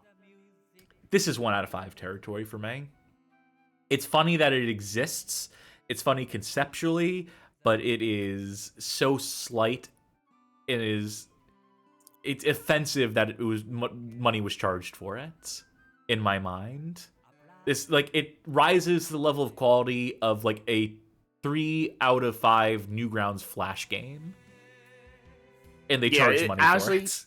Honestly, rating it, this feels like trying to rate a Flash game for this, in a particularly short Flash game at that. We move along to Who Wants to Beat Up a Millionaire for the Sega Dreamcast. Specifically, there is a Windows version of this as well, but the Dreamcast version has 3D models that you get to beat up, as opposed to the PC version where you're beating up 2D drawn art. It's Who Wants to Be a Millionaire. I don't remember it. It's just Who Wants to Be a Millionaire, with some irreverent questions and bad beating, like first-person punch someone in the face sections between the questions. It's a trivia game with a bad minigame feature and some bad comedy to pair. I hold this game in contempt. I think it's another 1 out of 5. It just does not live up to its premise, and it's already not a particularly compelling or exciting or unique premise. It's like someone had to... It's like someone was dared to flesh out an offhand joke. Someone came up with a pun, Who Wants to Beat Up a Millionaire, and then they were forced to make a game to match that title. Yeah. So there's just not much to say about it other than avoid. Moving on. Resident Evil Survivor. For the PlayStation 1 specifically, even though there is a Windows version released only in China that I also played when I wrote the article for this game back in the day. The Resident Evil first-person shooter, not necessarily a rail shooter, even though you do move a crosshair across the screen to stop, to aim, and shoot. But there is progression. There are multiple paths, multiple weapons, slight puzzles to solve, which involve finding keys and then taking them to their designated slots. Rest in peace, all those guinea pigs. I don't hate this game. In fact, you can catch me on a day. I might even claim it's a good game. I might even claim that it's kind of fun. Obviously, this would go on to be trumped by the likes of like a Resident Evil Umbrella Chronicles, which does first-person shooting in Resident Evil roughly 1 billion times better And actually is a real shooter. Yes, and actually is a real shooter. Tosei made this game, and I don't think they did too bad a job for the parameters they were given. There are definitely things I would change to improve it, to flesh it out, and so forth. But it's not a game I can really get mad at. You know, I can't rise to the level of anger about it. 3 or 4? I want to check. So this specifically the North American version, not the the North Japan American power version where the yeah. light gun support is broken. I have played it with a light gun facsimile, played the European version and emulated a light gun. And honestly, you're not really gaining much for playing it that way. I don't have a strong opinion between 3 and 4. My stand on memory of the game, honestly, is how much they wanted you to believe that you were Vincent. And everything they did along the way. Oh, there's great voice acting, by the way. Inspired voice acting performances. Because I'm thinking of the call from Vincent's mother. It's like, Vincent, it's your mother. It's your mother. Yeah. Why are you evil? Yeah, that stuff's great. Yeah, the two notable things I know about it is I think the negative is that no matter where you shoot zombies, you know, because it has that kind of light gun-esque stuff, doesn't matter. Like headshot, it's all mostly the same, I think. And the auto turn button that makes you like face an enemy, you're invincible during that animation. So that's the speed run is just using that. I just call that tech. But that's the speedrun strat. You just use that. You bypass like all the enemies because they can't hit you. Specifically, what it is if you have your back to an enemy, they can't hurt you because of the way that the game presents. So it's not necessarily a quick turn. You can run into a wall and enemies can't hurt you. I forget what it is, but it's some sort of like it turns the camera. Enemies turn you around to attack you because of the fact they can't attack you from behind. Is what you're thinking of. Yeah, that was also the stream where I learned that enemies in original Resident Evil games could only be one enemy to a room for technical reasons. A fun little factoid. Yeah, I think 3 out of 5 is fine. Catch Me on a Good Day, it's a 4 out of 5, but we're gonna move along. It's a bad day. We're gonna move along to Resident Evil Gun Survivor 2 Code Veronica, which similar game for the box art. The PS2 version of it makes it a single-player game. If you played this in the arcades, if you were lucky enough to play this in the arcades, it was a 2-player game. So one player playing as Claire, one player playing as... I didn't know that.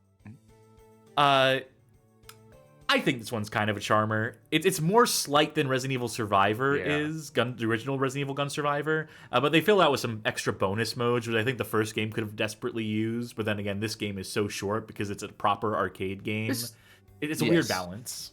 This was definitely like the halfway point, I feel, between the first Survivor and the Chronicles games. Especially because this is just like a retelling of Code Veronica. An abridged version at that, too, where Steve, 1, doesn't die, and 2, they never make it to Antarctica, if I recall correctly. It stops short of like the game's third act. But it does have the Nemesis in it for some reason, chasing you through levels. Again, hard to rise to the level of anger over this game. It is a lot snappier. It is more arcadey and has more replay value to it than Resident Evil Survivor, but it also has like less depth in its gameplay. Yeah, it's a 3 out of 5.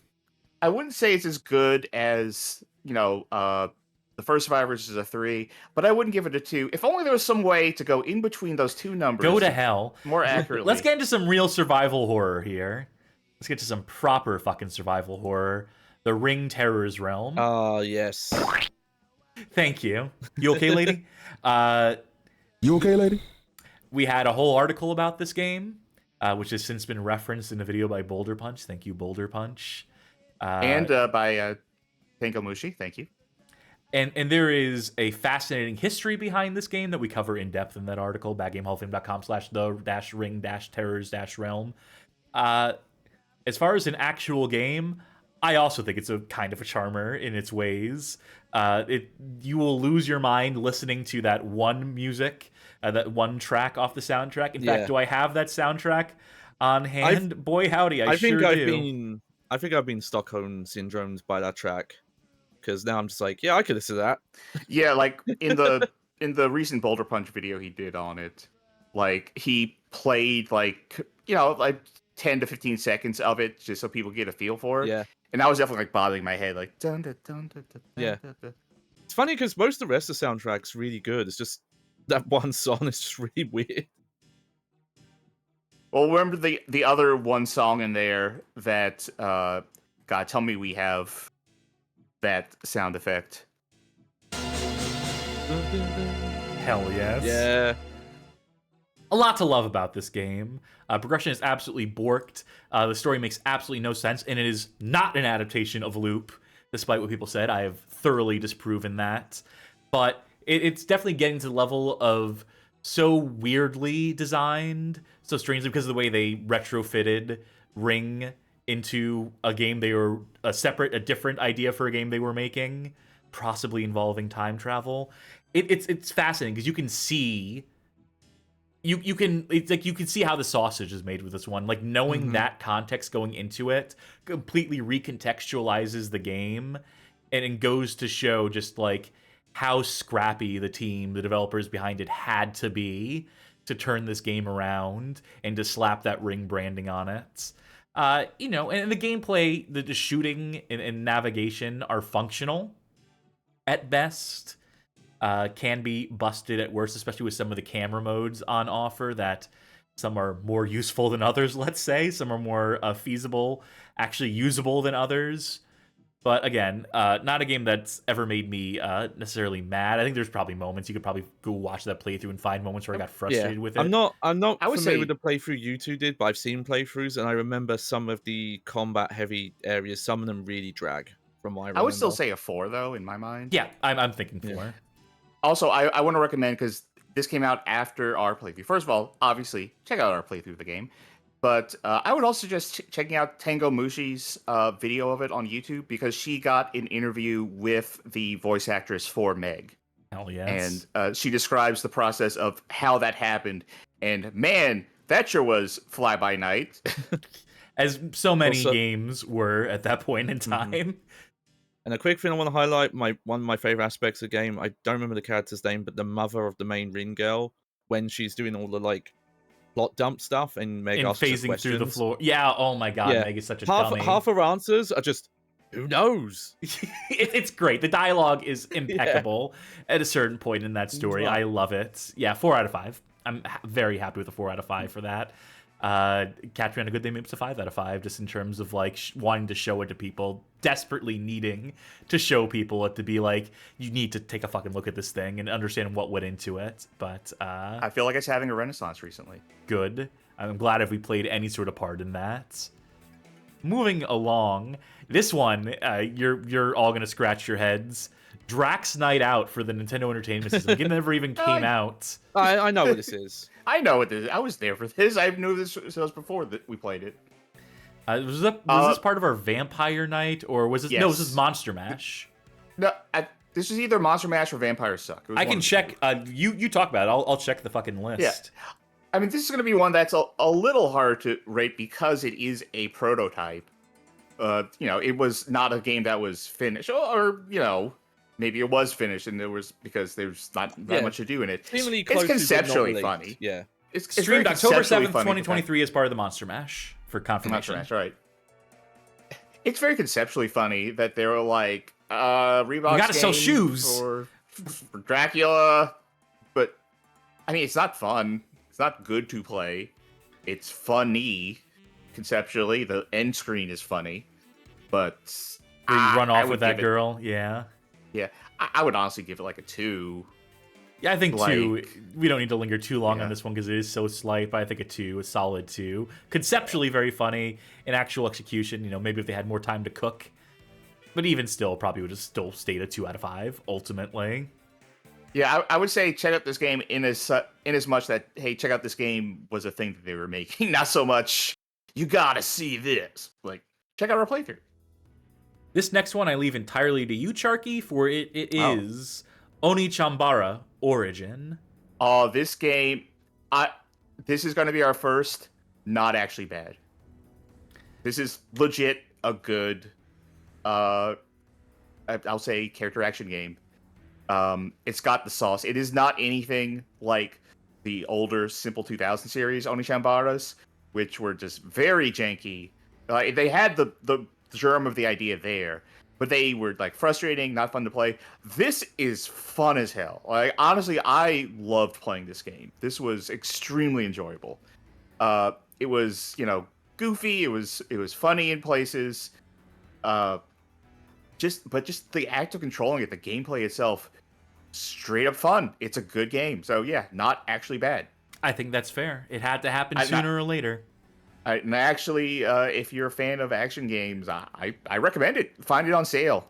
Maybe don't get all the DLC like I got, because boy, that's not necessary. But yeah, check it out. I love it. It was a great game. This next one, I'm also going to leave entirely to you, Sharky. For it is Layers of Fear 2016. Yeah. Unless you've played now this on the other, Yeah, I have some words on this too. yeah. Now on the other hand, Layers of Fear. Okay, this isn't as bad as Bloober got in a number of different places. Like this is just like a haunted house kind of game. This is just like you go to an amusement haunted house. That's kind of what this is. You're just wandering around and like a spooky thing will happen. I mean, Ju-on the Grudge was literally marketed as a haunted house simulator, and yeah, we only gave that a 4 out of 5. It has bad puzzles. It has definitely bad puzzles in it. There's actually a clip on my personal YouTube channel of 2 puzzles that I thought were like egregiously bad in this game, particularly the one where you just have to solve a Denny's children's menu to figure out a door code.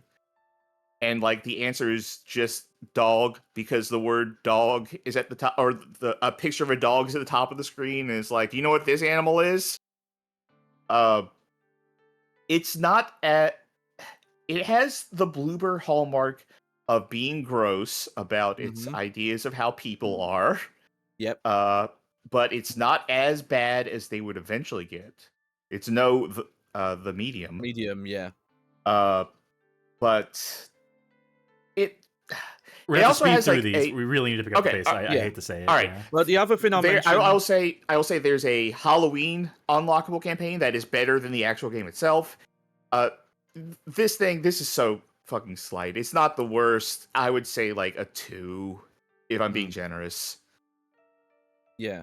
So it's built around the one gimmick, which is it's first person camera. You look one direction, they change the stuff behind you. You turn around. You can't really make a game just on that, and I'm surprised they've made so many of these games on that one gimmick. Most of the attempts to be scary or jump are more hilarious when they're not meant to be. The most famous one people probably seen is the girl doll that just like runs in front of you and then smashes into a wall. And you can repeat it. Yeah, that's in our playthrough. Yeah. And yeah.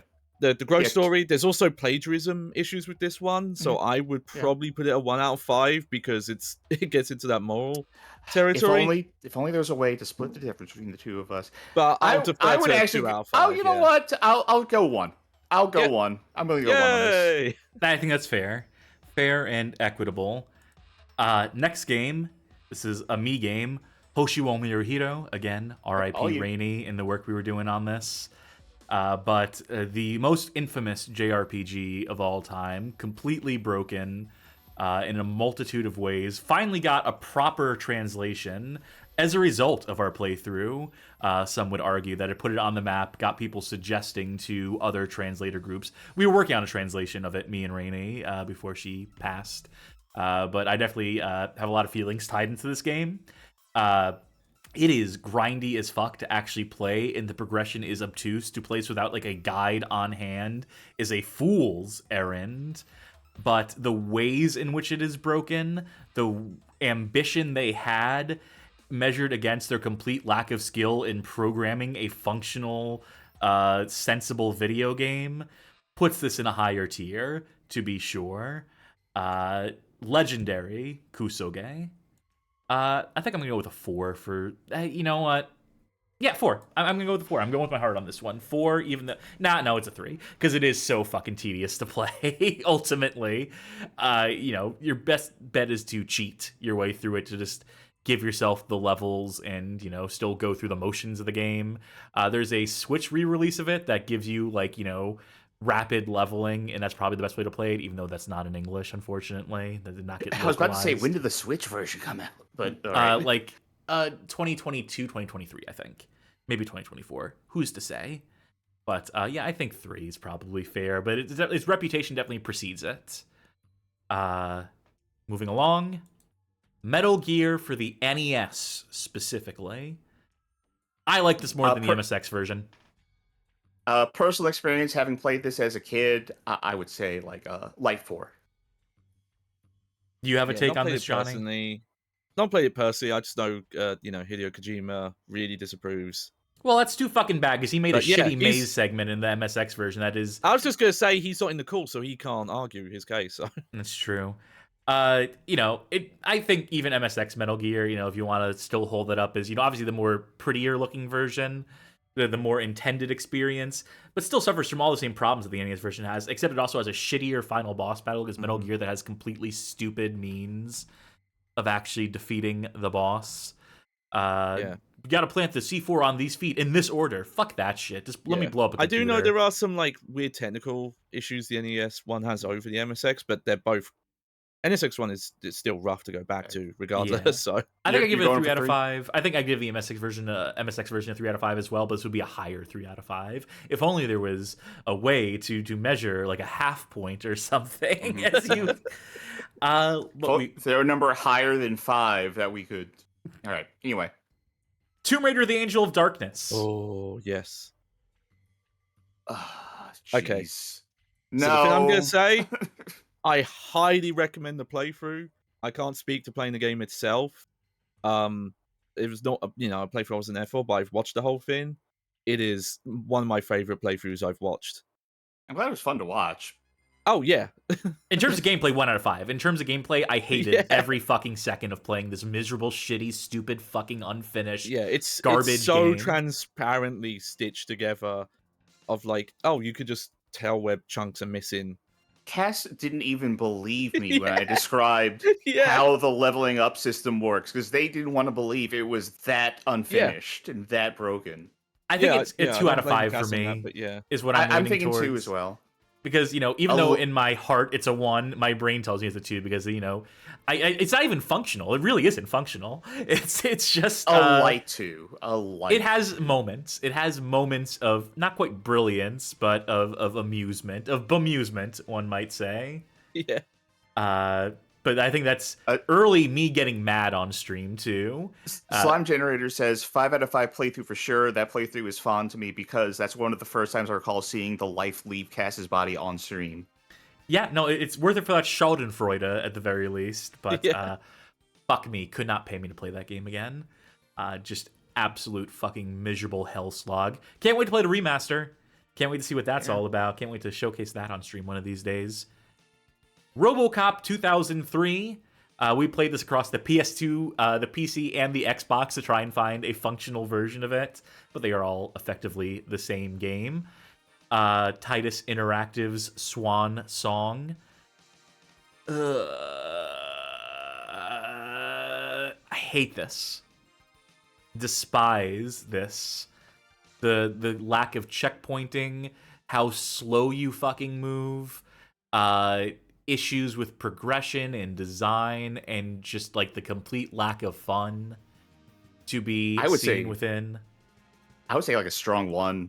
Like this is like just such a slog, just so joyless. To quote Alex Navarro, "Don't play this game."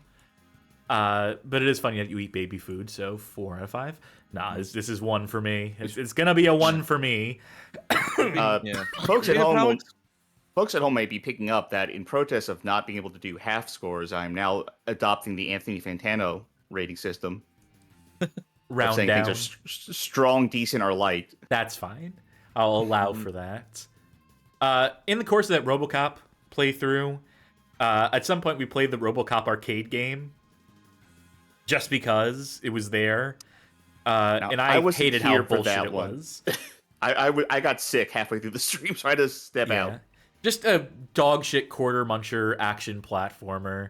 Completely generic, interchangeable with so many games of its era, but better than the fucking game that came out in 2003. So I guess 2 out of 5. Just to quickly rate that one. Now for a big one. Action 52, the NES version specifically. We still yet to do the Genesis version on stream. All right, let's start with Ooze. Starting with game 5, huh? Interesting. As a package, is it Fire Breather's number 1? I think Fire Breather's number 1, if I recall correctly. Okay. Obviously, none of the games are particularly good within this collection of 52 games, but as a whole... Some of them don't even work. As a lump sum... I was going to say, as you said for Homefront, the backstory, 5 out of 5. Mm-hmm. But I think just because everything's such a quick hit, it's hard to get too mad at it, because you're not approaching any of these games like you're going to play it seriously, right? You know what you're getting into with Action 52. The games are slight, the recycled assets, the fact that half of them are barely functional, if at all. So I think it stays out of 1 out of 5 territory for me. And it's definitely one that you want to show to people. It's definitely like a look how bad NES games could get type of game. I would honestly say it's like a 3 out of 5 for spectacle of like having someone sit down and play. Try and go through some of these. Like, have fun. Yeah, prank your friend with this one, like a Penn and Teller smoke and mirrors. Yeah, I was gonna say, if you were judging it how it was sold back in the day, I would put it lower. But I think that's getting into the weeds a bit. So yeah, I think 3. Yeah, Sledgehammer calls this a good coffee table game. Yes. I think 3 out of 5 is as fair as we can be to Action 52. Now we move to another big one. Maybe even the biggest one. Maybe, yeah. Big Rigs Over the Road Racing, which we played as part of the Stellar Stone Spectacular, which was a solo stream, but I assume everyone here knows what a Big Rigs is. I assume that folk know that we steal our channel branding from this game, the trophy and whatnot, and your winner and at all. Obviously a poster child for bad games. Released in clearly a state that is unacceptable by any degree, except for the comedy scale, in which case this game rates very highly for the fact you can drive through everything. There's no collision, infinite speed in reverse. It's now on Steam with leaderboard support, and you can actually listen to the soundtrack, because this game does have a soundtrack. You wouldn't know it to play it, because in the original PC versions, none of the sound effects play. In the 1.0 release, I think the 1.1 release, or is it 1.01, enables the engine hum, but this music is still left sitting on the disc. But fascinating. And there is a superior version of this called Midnight Club Supercharged, or something along those lines, which is included as a bonus feature in that Steam release, by the way, which is very nice of them to include.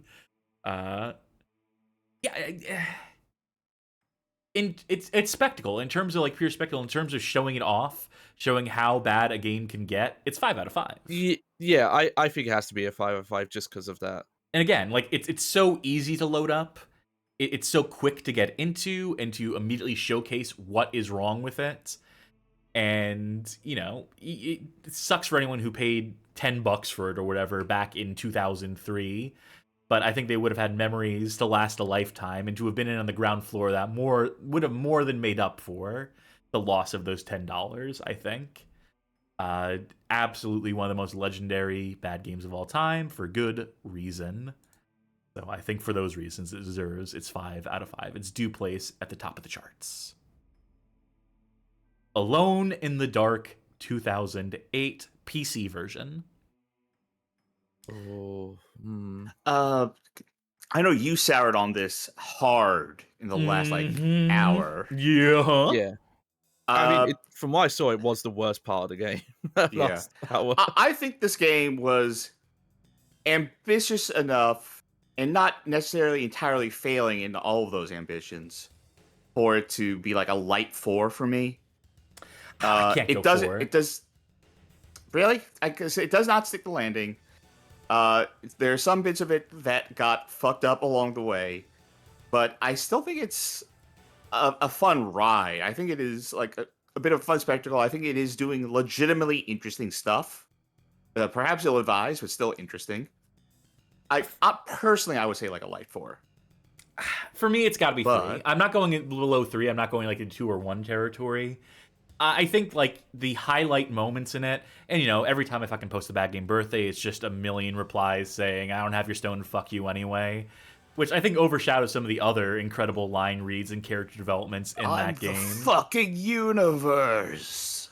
Again, highly ambitious in a way that I definitely respect. But the actual execution of it and the amount of like circling around, going around in circles, bad puzzles.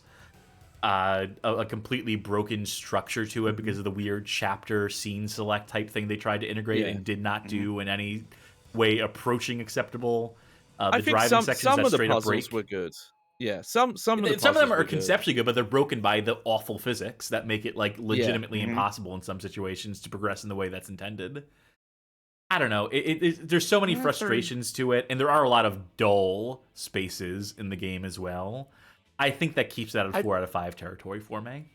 I don't think 3. I don't find entirely disagreeable. I want to try that PS3 version sometime. All right, these next games, next couple of games up in here, I think we need to give context for why they're on this list. There's a couple between them, but for this first one here, definitely, I get what you're getting at. Gemini Heroes Reborn. All right, so this, I'm just gonna say, not actually bad. Yeah. This was, for a little time, we were testing out a new format called CNC Stream Factory, which was our let's just play good games, or, you know, games that we enjoy kind of stuff, which I feel like should return someday. We will. It will. Right now, I have all his assets in the. Right now, we have closet. Casual Monday kind of fitting that thing, although we don't do full playthroughs for that. So yeah, this was not on here as a bad game. This is a good game. And folks, I really do highly recommend you play Gemini Heroes Reborn for yourself. It's such a fun game. It's on Steam. It's super, super cheap. Yeah. It is less than $5 when not on sale. Yeah, Miss Finally still available for a licensed game. Yeah, so I'm just gonna say, go play it. Go play Gemini. Fun physics manipulations, fun phase shifting, endearing, goofy. Here's how I'll describe it real quick. You know that level in Titanfall 2, Cause and Effect? What if that was an entire game? Ooh. This next one is a weird intermission in the middle of that block that you're alluding to. This is the first Funky Fighter. We played this in full as part of our Best of Bakage special. This is an arcade whack-a-mole style game where you have to whack those moles rapidly to correspond with things on screen that you're actually hitting, but mashing those buttons. This is a fun gimmick for an arcade game. It has some sexy gators in it. I think this is also not bad. Bakage, you know, is a stupid comedy. It's intentionally shitty in a way where they're deliberately playing with deliberately bad. It's not actually bad. I think this does belong in the not actually bad block. Yeah. The next one's a little more contentious, even though we did play this as part of CNC Stream Factory as well. But Red Steel on the Wii, a game I went into singing the praises of. It ended up being like, well, I still like parts of this, but it's also there are definitely frustrating and dull plotting parts of this. Yeah, has some problems. I would argue for not actually bad. Yeah, I think at the end of the day, with the benefit of hindsight, I'd still say it's conceptually, it feels, when it works, it feels fucking great.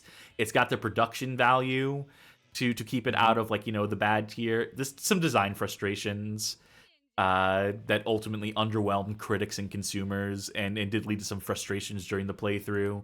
But I'd be content to chalk this up as a not actually bad as well. And speaking of... Yeah, we'll knock the next two out super quick. Bleed and Bleed 2. Also not actually bad. Yep. And not actually bad for... Again, personally, highly recommend those games. Side-scrolling shooters with slow time and style meter. Great games. Which brings us to Sonic Forces. Okay. I legitimately enjoy playing this game. I'm not going to... I almost want to say not actually bad. Ooh, I really kind of want to say not actually bad. I hate the narrative in this game. I think the narrative is such a complete fucking miserable failing. It completely fails to live up to the promises, to the concept. It does drop the ball in a lot of places. There's just... the back half of the game is so much more weaker than the front half. Mm-hmm. I still like this game, though. This is a game that I would still go back and play, and not even in an ironic sense. I would go back and play this game to have fun. I would personally say it's not actually bad. I think that's It fair. has an I think awful reputation, though. my gripe with it is so weird and ultimately unnecessary. Is like irrelevant. Like me complaining about the fucking narrative in it. Like who the fuck am I? Who gives a shit? Except for Sonic the Hedgehog I mean, fans, I guess. I have different gripes because it's incredibly short.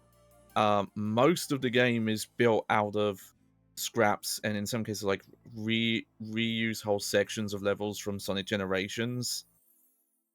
It's like it's kind of sold Yet as like a people- bigger proper sequel, and it's really not. It's like a weird kind of shitty expansion to Generations. Yet people really like Sonic Frontiers for some reason. Well, I think that's I kept it in a not actually bad. It definitely has Yeah, yeah. problems, but so does Red Steel, Yeah. right? Oh wait, no. Next slide. Next game, Kawaii Shashin.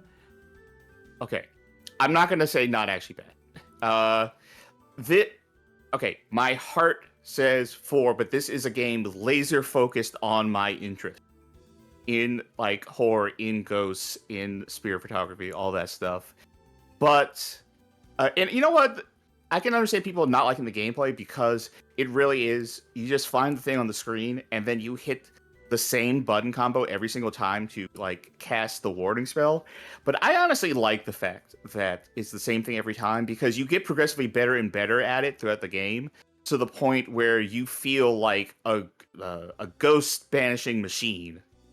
But by the end of the game, it really does get too difficult. Like the speed at which you need to catch the ghost coming at you is like in the playthrough, I had to slow the game down to like 25% because you have like a frame to hit it. It is ridiculous. And I will. Okay, heart says 4. If I were to think about this more logically, I would say 3. I would still recommend checking this out, though. It has been translated by Snowy Aria, who also included 2 other versions of this game, one of them being like a visual novel mode where you just hit one button to just progress if you want to see the story, which is kind of fun. And then there's like a randomized mode to change the whole you only do the same spell over and over again thing. But my heart says 4, my laser focus interest says 4, but 3 would be more logical. Yeah, I defer for Sharky on this. I just want to mention, because I'll never have another reason to mention this.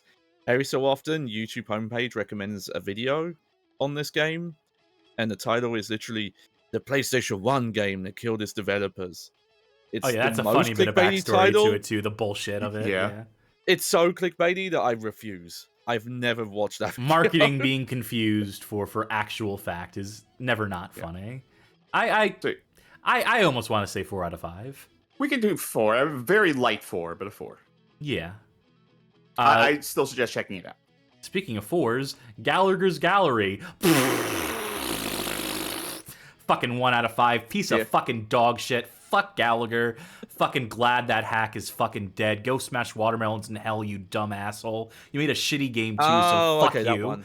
Fucking Yeah. hate this game. The mouse screen, the screen where you shoot the mouse is forever like burned into my fucking brain. God, I fucking despise this piece of shit. And I usually like American laser games. I thought you were saying like Gallagher, and I was like, what? I just didn't know Gallagher. I just didn't know you hated Oasis so much. Anyway, fuck that game. 1 out of 5. Go directly to jail. I mean, that's how I feel about Oasis. So, Oh yes, man. Oh God. This is... I would argue put this high just because it's so. I lost for words even. So fascinating. Not actually that bad to play, although it is very just kind of the same thing over and over again. The goal of this game. Yeah.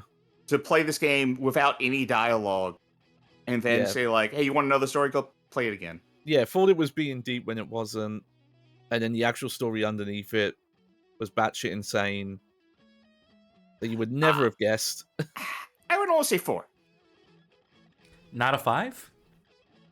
No, not a 5. I would not actually say 5. I kind of want to argue 5 just because it's so spectacular in the way it feels.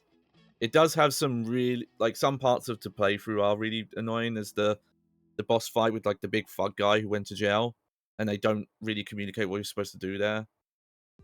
And some other fights like that.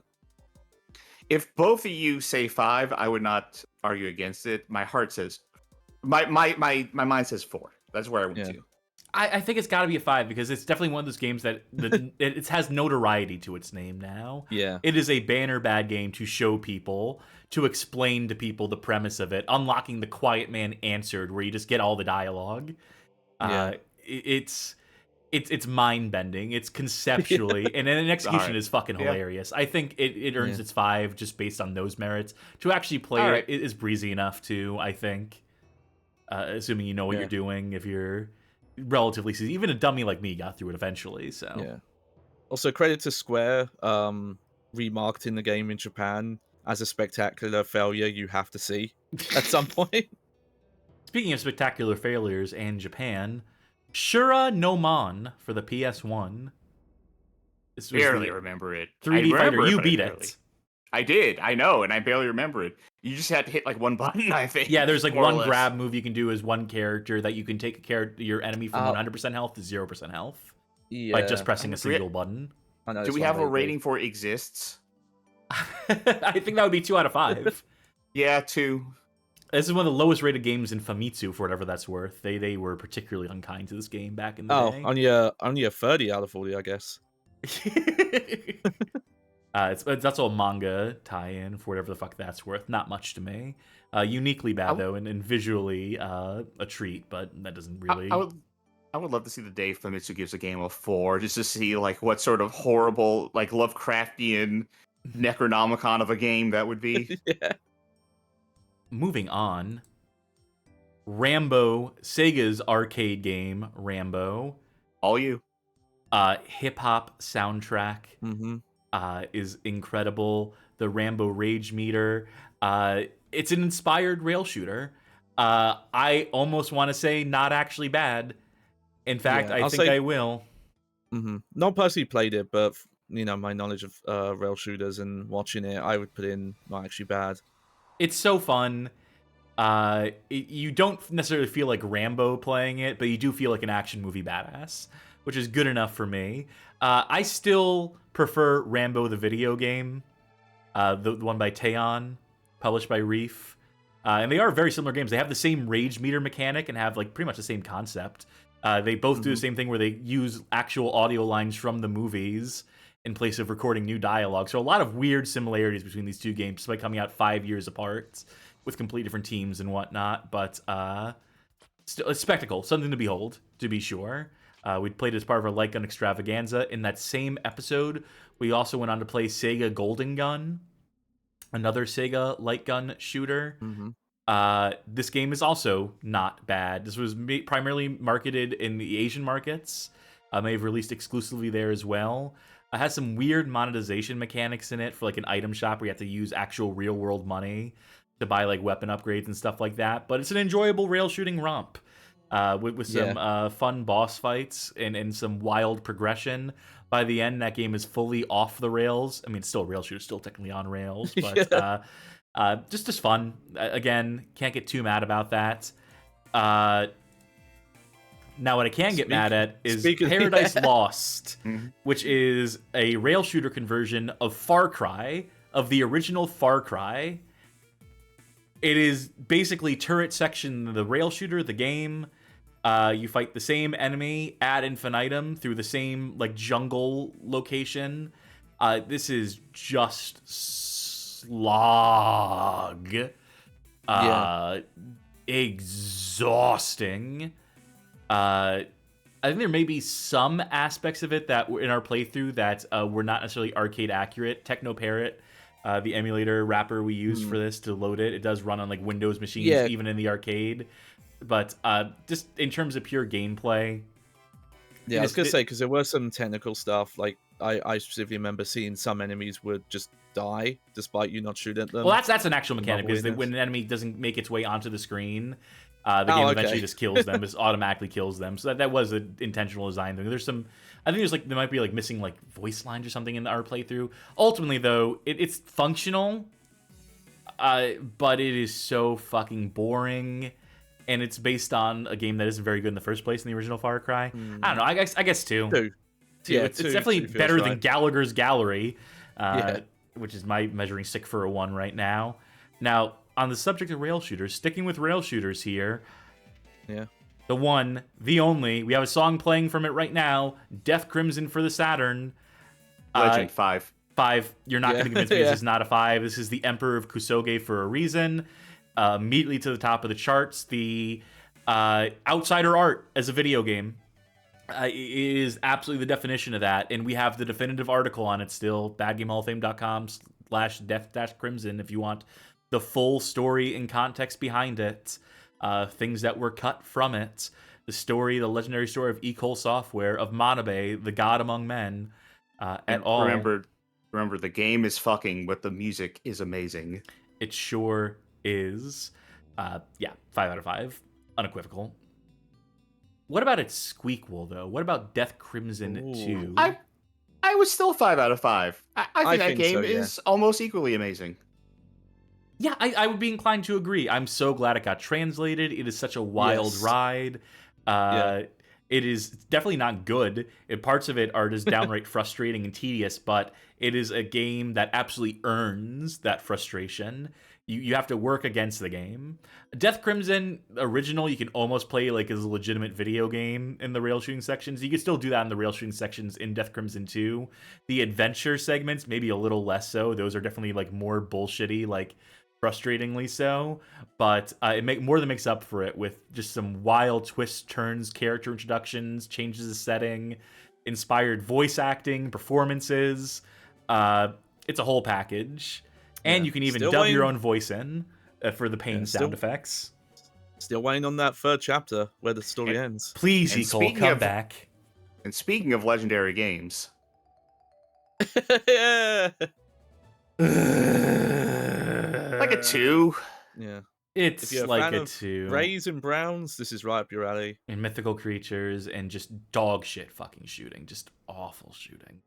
Bad physics. And literally an having ARG where you have to figure out how to actually use the elevator.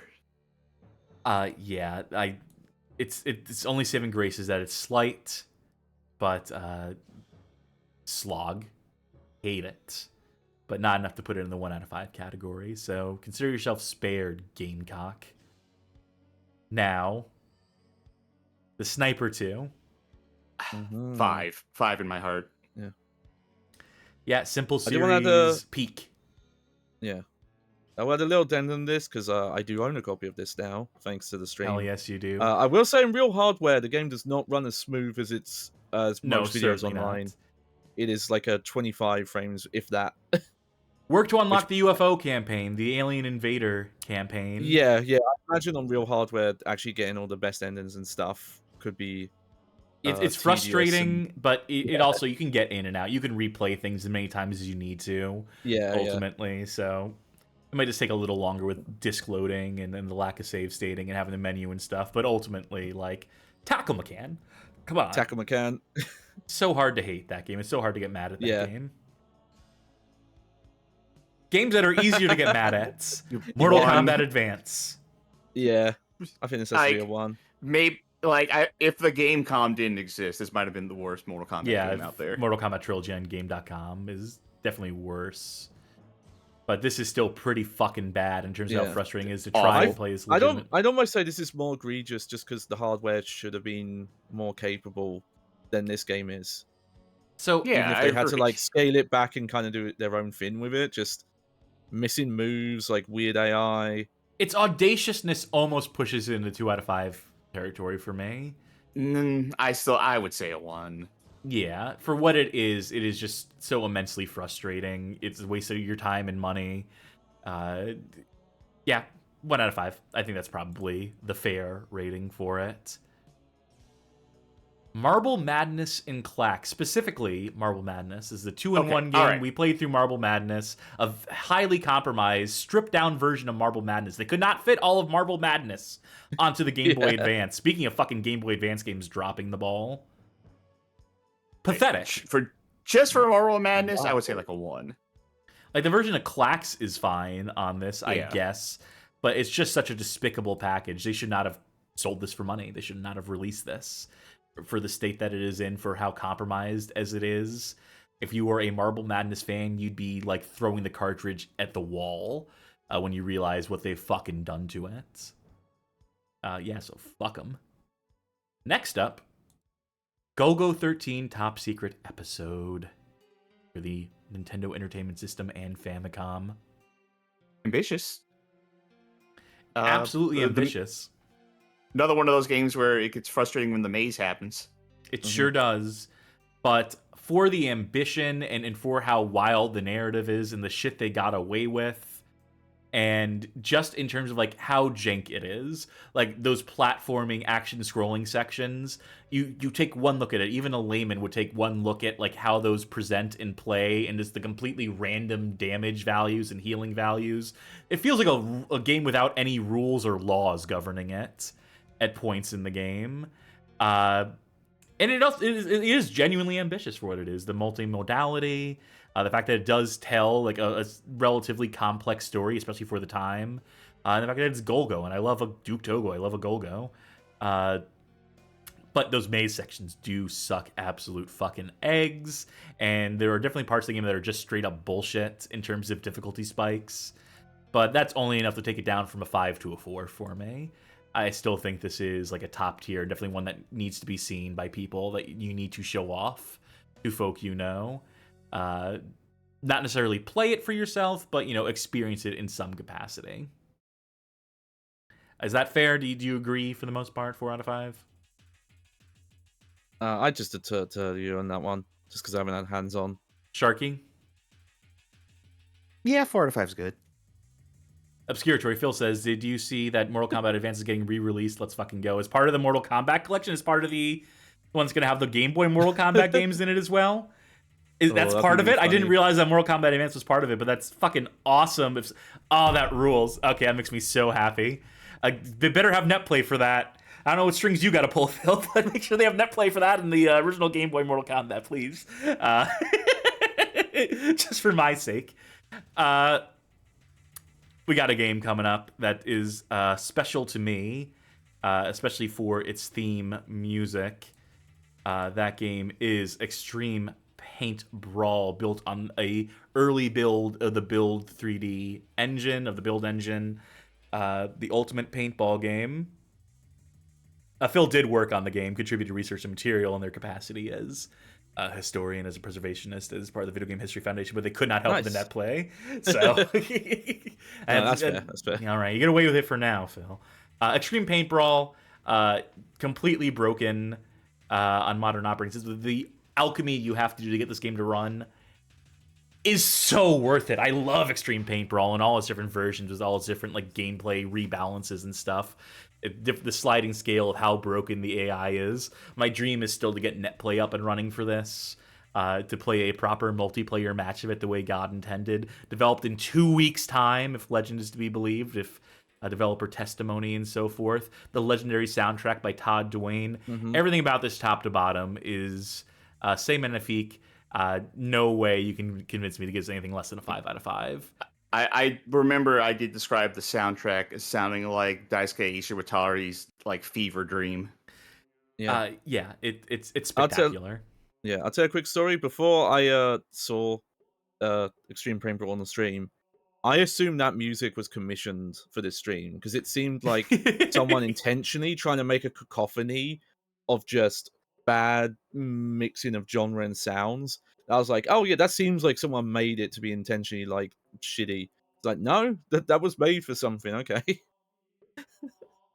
Next up, Hakayo, King of Crusher. Violence Katamari. Yeah, pretty much.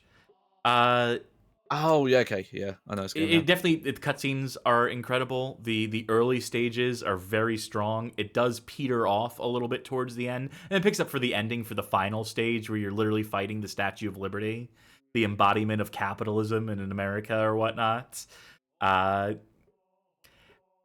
yeah, there are some levels in this game that are painful, but that's only enough to take it down from a 5 to a 4 in my mind. It is such an audacious package that you can't, it cannot be denied.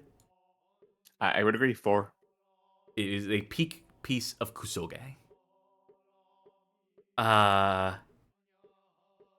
Well, time has come. Limbo of the Lost. All right. This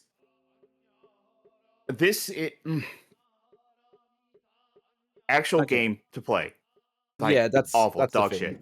Yeah. As a bad game, 5. Like, this is there's such an amazing story behind it. Like, the way that it comes across in the game is like, you can play spot the stolen asset while playing this game. Mm-hmm. The whole the murder mystery saga And the in the story middle of of its the game is development, so which is like a weird. 6 out of 5 story Yeah. behind its development, that I feel like we Yeah, like I said. went a long way in helping to expose and show to the world story details that were previously like buried, and we helped get that story out there. Yeah, this sucks to play, but I think as a legendary bad game, I think this is like a 5 out of 5. Yeah, absolutely one that you need to, again, show to people that compels consideration in that sort of way. Yeah. I'd have to give it a 5. Even if it's Definitely dog shit don't- unplayable. It's Yeah. yeah. Yeah, probably don't try and play it legit. Like, figure out the puzzles. Just find some Yeah. cheat sheet. By the way, we've reached the halfway point of our list of games. We're at 59 out of 118, 2 hours along and 15 tonight. minutes in. So we're gonna speed through a few of these too. Luckily, we have some ones that we can speed through relatively. Yeah. Pepsi Invaders, also known as Coke Wins. We're using just some fake ass cover art for this. I could have used the picture of the white box that actually came with at the trade show was given away at. This is a hack of Space Invaders, personally put out by Atari for a convention of Coke employees to play on 2600s that they also gave away. It is Space Invaders, is the 2600 version of Space Invaders with a time limit, a hard time limit on it, so you can only play it for like 2 minutes, 3 minutes, something along those lines. It's just a really compromised version of an already compromised version of Space Invaders, and it was never intended for public consumption, much like Pepsi products. It's got a neat story behind it. You know what the original name for Pepsi was, right? What is that? Sorry, we're out of Coke. Very good. I think it's 2. You can't really rise the level of anger over it, but it's also not. To play it is like, oh, okay. Like, that's ultimately like the impression, like the takeaway you'll have from it is like, oh, okay, and I see what that is. I understand the context behind it, so on and so forth, but relatively unspectacular outside of its context. Next up, Avengers in Galactic Storm, a hideous looking 2.5D fighter for the arcades that has a story mode in where the text moves so fast you can barely read it, but it's functional. This is another one I barely remember. Like, we played through it together, but I have like no memory of it other than like the ugly ass poser model style. Yeah. It's got I've some seen really footage of it, bad but balance too. Yeah, I've not played it myself. I've seen it. I think for me, this is the audaciousness of the 3D models. Like, it keeps it out of. It would be 2 out of 5. Like, in terms of this gameplay, it's very lackluster, and it's definitely like a disappointment in the arcades. But the graphics being what they are, and some of those like elements of the progression, and just like how ludicrous the balance is, I think it's like a 3. Yeah. I think I'm willing. So to if you give it a hear 3. 4 on my end, he's having a party outside. Is now this one we have to talk about for a minute or two. Oh, at the very yes. least. Yeah. Castlevania: The Adventure. If I say a 2, I'm being very generous. Yeah. Yeah, this I game is torture. hated We playing did this as a this. bad game club game in the Discord server, discord.gg/pghof. And yeah, people were shocked at just like how truly awful it is in the hands to play. How absolutely mean. Was it stage 3 that's all the spike traps and shit, or is that stage 4? It's hard to remember. This game is a blur. I've tried to repress the memories of it. It hurt me to say 2. I want to say 1 for this. This was awful. This was awful to play. Oh yeah, I'd go for a 1. And then hilariously also well received when it came out. Yeah, because it's still hard to believe, but it was. My gut is 2 out of 5. Don't ask me why. It's so mean. It doesn't deserve my 2. It really does deserve a 1. Yeah. Do we want to go with 1? I want to go with 1. Yeah. Yeah, It's still, I it's think, still a. I wanted to try and like give it some grace and say 2, and I hurt me to say that, so I was like, no, Yeah. this is a 1. but what's It is impressive one I about definitely it? think people should play though, for sure. Yeah, one that people need to play just to know what it is to suffer, and then go fucking play Castlevania: The Adventure 2, Belmont's Revenge, and be like, oh, complete turnaround, like legitimately a great game. And then Castlevania Legends, which I also enjoy a lot. I will say it's a 1 that you should play. Oh, still the wrong box art selected. So next on the list, Iron Man for PS3. The introduction of the Stream Stack segment as we know it today. That is true. That is historic. How about the actual game? Convince me that it shouldn't be a 1. I think it has competence in some areas, just the developers were going for something they could not do with the time, budget, resources. It's great that they got Robert Downey in for half of it. It has some funny moments where it breaks, but it is like frustrating, deeply frustrating to actually play. Yes. Yeah. It's inferior to the PS2 version, and that's saying something. Honestly, yeah. I checked that out in the Discord after the playthrough wrapped up, and it's like, yeah, no, this PS2 version's the better game, for sure. Yeah, it's. I don't know. It was worse than I thought it was going to be, for sure. You thinking 1? I'm thinking 2. Because like I said, like I'm willing to go above a 1, but you got to convince me that it's not a 1. Like I said, I'd lean more to 2 just because the scale of it. I think there's some. It's mostly functional, yeah. To fly around as Iron Man is functional enough. If you're like a huge Iron Man mark, if you're a huge Marvel nerd, I guess there might be some sort of value in it. And if a dummy like me can figure it out, it can't be that hard, right? Do I get away with it? Is that convincing enough? I can't be more convincing. I'll acquiesce. You remember when that one enemy with the whip completely broke and was just running into a wall? Yeah, that was pretty okay. There was one cool level, the one with the plane that you were flying around. That was some of the sleepy voice acting is funny. Mm-hmm. That's about it's enough to keep it at 1 out of 5, I guess. Next up, Gotcha the Sport, played as part of the LJN connection. Mm-hmm. I leave this one to you. It's a rail shooter where you scroll left and right, where you have control over the camera scroll. Zapper game. There's not much to it. It's 3 stages that loop ad infinitum, but that was like half the Zapper games, wasn't it? Yeah. I want to say not bad. Yeah. Basic, but for the time, I think, not bad. I think people would have gotten value out of it. And cool for the time, the fact you could scroll around the stages. It wasn't just, a static gallery. Yeah. I'm inclined to say not actually bad. Several LGN games ended up being like a Friday the 13th, which we haven't finished on stream, so I don't get to rate it here, even though I'd give it a 4 or 5 out of 5. But it's an LGN game we finished. At least one more. Yeah, Jaws, which I also think is it's bad. It's actually bad, but I like it. I like the concept of it. It does get quickly repetitive, and there is not much to it. And having to sit through the bonus stages is a pain. And it is a game where you effectively go around in a circle, traveling back and forth between 2 ports and grinding out on like miniature sharks and crabs and things of that nature, jellyfish at all. It is based on Jaws Revenge, the worst Jaws movie by far. Well, no, Jaws 3D is probably worse. Anyway, I'd give this. I'd be as generous as to give it a 4. I think it's probably more like a 3. It's not spectacular. It doesn't jump off the screen in the way that some bad games, some other LGN games are known to do. I think 3 is probably fair. It's probably where it belongs, if I'm being honest. But, I can go back and play it. I can pick it up and have a solid 30 minutes with it and be like, it's Jaws.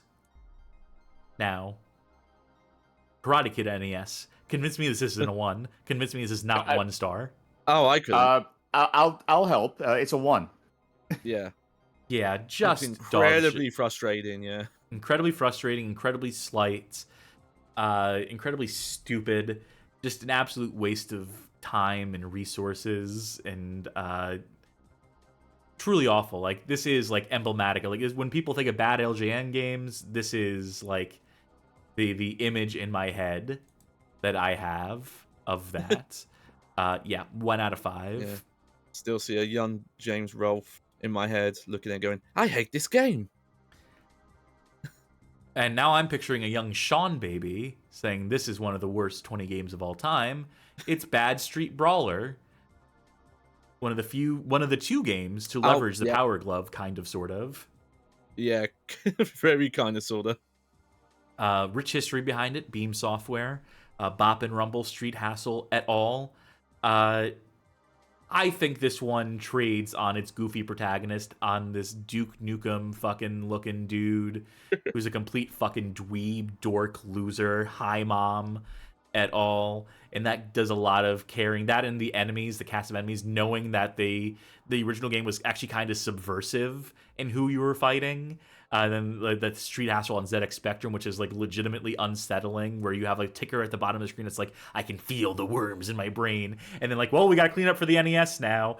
You're fighting gorillas, and old grannies are now the enemy, swinging their purses at you. And goofy is all get out, and I think that's what ultimately saves it. It's a very middling to bad scrolling beat 'em up, but it has its charm points, those interstitial screens, and just yeah, I don't know. It's hard to get mad at. So I think that's good enough for Nope, that's not it. Yep. Oh, yeah. Ooh. And that would have been disastrous. Let me make sure I still have the right, that I put it back in the right spot. We're up to 66. Yeah. This Bad Street Brawler, which means 67 is Yaiba Ninja Gaiden Z. Sharky, take it away. All right. Yeah. It's a good thing you took it out of the 3. Anyway, I think it's about a 3. It wasn't... The base gameplay wasn't awful.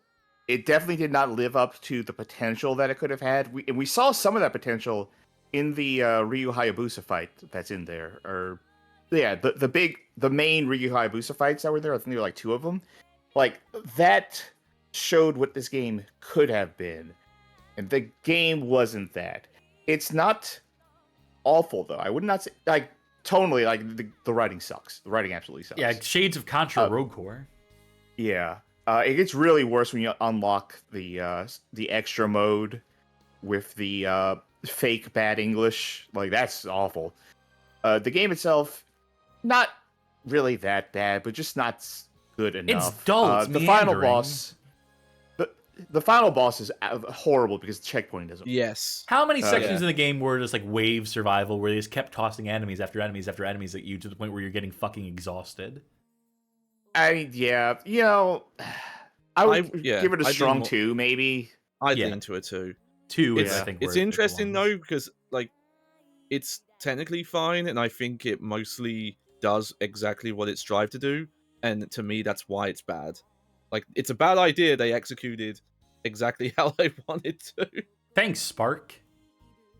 Moving along. Well, thanks, Keiji Inafune, right? Yeah, Beck. You can play as Beck from Mighty Number 9, and because he was like the producer concept guy on that. But does Beck appear in Air Control? This is a 5. This is an easy 5 for me. This should be like a modern classic of like bad game. People say that I don't think people understand this game, because I think people go into this thinking like, oh, this is trying to be like a playing game and it's all fucked up like this. Like, no, this game's a shitpost. This game is 100% absolutely a shitpost, and a successful shitpost at that. It's successful. It does things in bad game design that I've never seen before. That could only have been yeah. Yeah, that could only have been done with intentionality. Yeah, I think a 5 is where that belongs, just for how audaciously bad it is and how deliberately in spots. But it's the kind of deliberately bad where it's just so funny, it's so over the top, and the fact that people fell for it will never not be funny to me. Sorry, 5 out of 5. Yeah, Next modern up, classic in my eyes. Again, I have to apologize. This is Back to the Future on the NES, and I love it. Yeah, I found the placing on the LGN ranking a bit, I didn't agree with it. I'll say. Where did I put it I- ultimately? It was quite high up. Yeah, this is like a wanna 4 say out of close 5 to for me. top 10. Yeah. Yeah, I was about to say 4. Yeah, if you take it as conceptually, the way they choose to interpret Back to the Future movie that it is wild. The gameplay is functional. It's completely functional through and through. It can be frustrating getting sent back if you fail the mini games, having to redo stages. That's definitely a pain point. But I don't know. I just can't get too mad at this game, really, ultimately. And the sped up version of Power of Love that constitutes the game's main theme, and I love that song. I don't know. For me, this is a 4. I think this earns its 4. Yeah, I'll tell you too on it. Definitely better than the follow up though. Yeah, abso-fucking-lutely. Which we did not finish, but if we did, that would be 1 out of 5 territory. Now, I know some viewers may think this one's a 1 out of 5 in terms of what they got out of us playing it, but I stand by our playthrough of Descent to Undermountain Advanced Dungeons and Dragons, which I think has an incredible story behind it that we don't really get into in the playthrough, admittedly. Just because we sort of like had to throw this together at a point in time. I think we cover like aspects of the development through the process of playing the game, but we didn't have the history sections necessarily at this point either. So it's a whole thing. It's Ultima Underworld through the eyes of someone who just got bonked on it for coconut. It's so ill-conceived. It is so strange in its execution. It is fascinating, deeply fascinating to me. I'm so glad I finally had the chance to like play it in full, to explore it, to like come to terms with it. Like, I don't know if I can give it the full 5, just because it can be a bit plotting. It is a little long in the tooth, to say the least, and it can frustrate in how broken it is, especially depending on what version of the game you're playing. Can you climb ladders or not? Can you progress the game or not? Technical issues abound, but for me, I want to go with 4. That's where my heart is. How about you, Charky? Are you leaning more towards like 3 or 2? I can do a 4. Like, it's not. I don't think this is my kind of game, but I could do a 4. There's not too many RPGs on this list, and I'm happy to have the one there rank as high as it does, because I think it is fascinating. It being like a like an Ultima Underworld, like, it makes it not my kind of thing. That's fair. But yeah, 4 is fine. Next, A Week of Garfield. I mean, 5 for Garfield, but realistically, I say more like a 2. Maybe? Yeah, this one's rough to play. It is conceptually funny, but it doesn't. It's not as audacious. It's not as wild. To look at it, you're like, yeah, it's a Garfield game that's not particularly good. If it didn't have Garfield, if it was just a random cat adventure on the Famicom, it would be absolutely nothing. Yeah. Let's challenge. It was easy. Give it I think 2 is probably pretty fair. Pretty kind towards our favorite fat orange feline. Our first game to cause a list to go double wide. Yeah. It's going to start expanding as we get to some of these later entries here. Okay. Sharky. Mm-hmm. 1. Wonderworld. 1. 1. Just so thoroughly poorly designed. Just no idea what they were thinking with most choices in this game. Maddest you've been on stream. This is the game that defeated you, I feel. Yeah. And your pain fueled me. Was the only thing that got me through it was being able to laugh at you feeling the way I feel all the time. I don't know. I'd give it a 2 because the story behind it is so audacious, and it's such a bad, ill-conceived concept executed badly. Yeah, it is so laborious and painful to play. It sucks. It is like it was designed in such a way that like eschews any sort of common sense, and not even in a way I respect. Yeah, like it is just anti-player at a certain point for a thing that was supposed to be accessible to like anybody. The thing that was supposed to be like a super accessible platformer for like kids and a whole family. It is such an unaccessible game. It's so bad. I don't It's think so the riffable, puzzle though. design matches that at all. We got some really good riffs out of this game, though. You have to give it that. It is, but like, I feel like we can get good riffs out of like some real dog shit. Like, we're just talented. I know we are like Yeah. geniuses in that way, but Yeah. I know you really want to give it a 1. I think I have to go with 2 for it because I think there are aspects to it that are of interest to bad game scholars in a way that should be like recognized. It should be seen. Oh, definitely needs to be studied for sure. Yeah. Yeah. And shout outs to the first mod. It actually has a modding scene now that does a lot of fixes that I was thinking watching that playthrough. I heard which they is- added a jump button. Yes. Yeah. Novel fucking concept. Next up, Bad Boys Miami Takedown. This game needed co-op. The fact this game does not have co-op is the most frustrating thing about it, because otherwise it's a pretty middling third-person shooter with not Martin Lawrence and not Will Smith carrying a lot of the game. The bad voice acting, bad likenesses are so funny on their face, and it is. The gameplay again is pretty lackluster. Some levels that just straight up suck. Some sequences that aren't good, but it has so many funny moments in it too. The swings it attempts, but again, it needed the co-op. If it had co-op, it'd be a 5 out of 5. I would say like a light 4 or a strong 3. I think I'd. Shouts to some of You go ahead, Johnny. Yeah, I was just gonna say shouts to some of the game over failures you get for certain objectives if you mess them up. Like when the sniping thing. Yeah, the sniper one comes to mind. I think I'm gonna go with the 3 on it.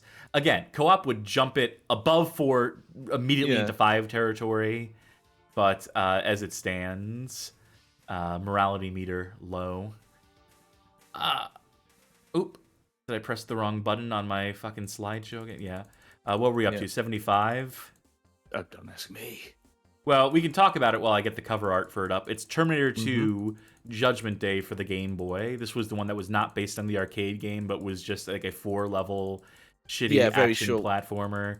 Very slight. Not good. No, it was... You want to talk about bad signposting? Yeah, and also the hacking sections, which I remember being really hard to figure out. Oh, no, that's 74? Almost. Yeah, there we go. I think it was basically just one shot, and if you fuck up, you're dead for most of it. I think that the hacking section gave you one miss up you could do, and then it was game over. I don't think it's funny. It's not funny bad. It's just bad. Yeah, bad. It's not boring. I would say just, you would have to convince me for anything more than a 1. Yeah, no, I'm not going to try to. I think this is 1 territory. I think this is just like interchangeable Game Boy slop of the worst variety. Yeah, 1. That's where it belongs. Now, again, it's definitely not going to get a 1 from us. A game that I think we hold near and dear in our hearts, Charky and I. Ancient Roman Power of Dark Side, which we were so happy to play translated. Let me ask Kai, what would you rate this? You want me to rate myself? Like as a person? I don't know. I guess I'm like a 2. Like, oh my god, Kai, you're so dumb. This game is so dumb. You're so dumb. Oh my god. Yeah, stand up for yourself, Kai. Yeah. You gotta be more assertive. You're at least a 3. A 3? Okay, break the bit. No, I'm breaking the bit. I know. This is in my mind a classic, but I don't know if I could give it a 5. I can. I absolutely can. It is. I'm on the fence, but I can be convinced. It is so audacious. I know I've used that word a million times tonight, but the ways in which it is broken, the oversights, the progression, the places you go, the sights you see, the ways in which it is the music breaks and sound effects break and the loads, the stupid story it tells or barely tells, the barely comprehensible story it barely manages to tell. Character turns. Tiger Mara says with Charky's voice it's a 5. I think this is a modern classic. As an experience as streaming it was 5 out of 5. This was one of the most done, I think. One of the you cut off. One of the most what? One of the most fun streams that we've done, I think. yeah, I think it's imminently riffable. I think it has the secrets past you can go down, things that like most people will miss, that Snowy Aria basically discovered for the first time in some cases in the process of translating it. Yeah, I can't see this being any less than a 5. I think this is like a masterpiece of Kusoge. Yeah. Yeah. It's I legendary can in be Japan convinced for of a reasons. 5. Yeah. And Yeah, it's also fascinating not one. like particularly hard to play. Like once you get past the part like the early game where you can like die in one hit or get some unwinnable combat encounters, once you're past a certain point and the game becomes easy streets, Yeah, then you can just very breeze through it and just enjoy Like, the fucking a ride. lot of ways to Like once you get the exploit sleep and axe. break things. Yeah. So yeah, that's And a yeah. 5 out of 5 for me. Moving along. No Cure. I'm gonna lump No Cure and No Cure 2 together. Yeah, we do have both of them. I don't. Okay, this is an indie game where we don't punch down. Mm-hmm. I would have to be convinced to say not actually bad, because is it amateurish? Yes, it Yeah. is very much like it very much feels like a very amateur effort. Like Yeah. the game's publisher or the game's developer is called like Ninth Grade Productions, and I would believe it. But I'm so charmed. I'm so charmed Yeah. by A lot of No Cure. moxie. But it though, is as well, bad. I think at the end of the day, like you can respect the ambition, you can respect the developer, and not punch down, and still say like, well, they, in terms of execution, it is so slapdash that it might prevent people from playing. It might prevent people from being able to actually like see through the completion, even if they're interested in the concept. I think they'd be missing out, dude. If it's not actually bad, there'd both be 5s in my mind, because there's so many things that I respect in it. Like not even ironically, like I think some of the art, even as amateurish as it is, kind of looks beautiful. Some of the shots in there are so great. Some of the Can I ideas talk you down that to are... a 4 on this? Is there any way I can talk I you don't down think to a 4? I don't think you could talk me down to a 4. Again, this is one I unironically really like. I think it is off-putting in a way. I get why you like it, and I also enjoy these games. Don't get me wrong; it's very fun to watch. The spectacle of it is something to behold, but I also think that like to play it can be just like there are sections of that game that just seem like miserable, like trying to negotiate to parse the environments. It's difficult to visually parse. I think that's a major knock against it. Is that it is like very hard to like navigate. There's only one part of either of these games that I felt was actively like kind of frustrating to play, but like beyond that, I honestly personally could not put it anything below a 5 for both of them. I unironically love these two games. All right, I'll give you the 5s on it. It just feels so weird putting It's it not- next to the likes of like an ancient Roman or what have you, which Yeah, I know it's why not- you want to put it in the. It's not like a legendary game for sure, but I do unironically love No Cure and No Cure 2. So All right. In that case, we move along to a game that I think we'd have an easier time dumping on. GoldenEye Rogue Agent. Fucking slog. 2 on a good day. And yeah, today is not a Yeah, fucking good day. I despise this game. I would argue on the 2 on this.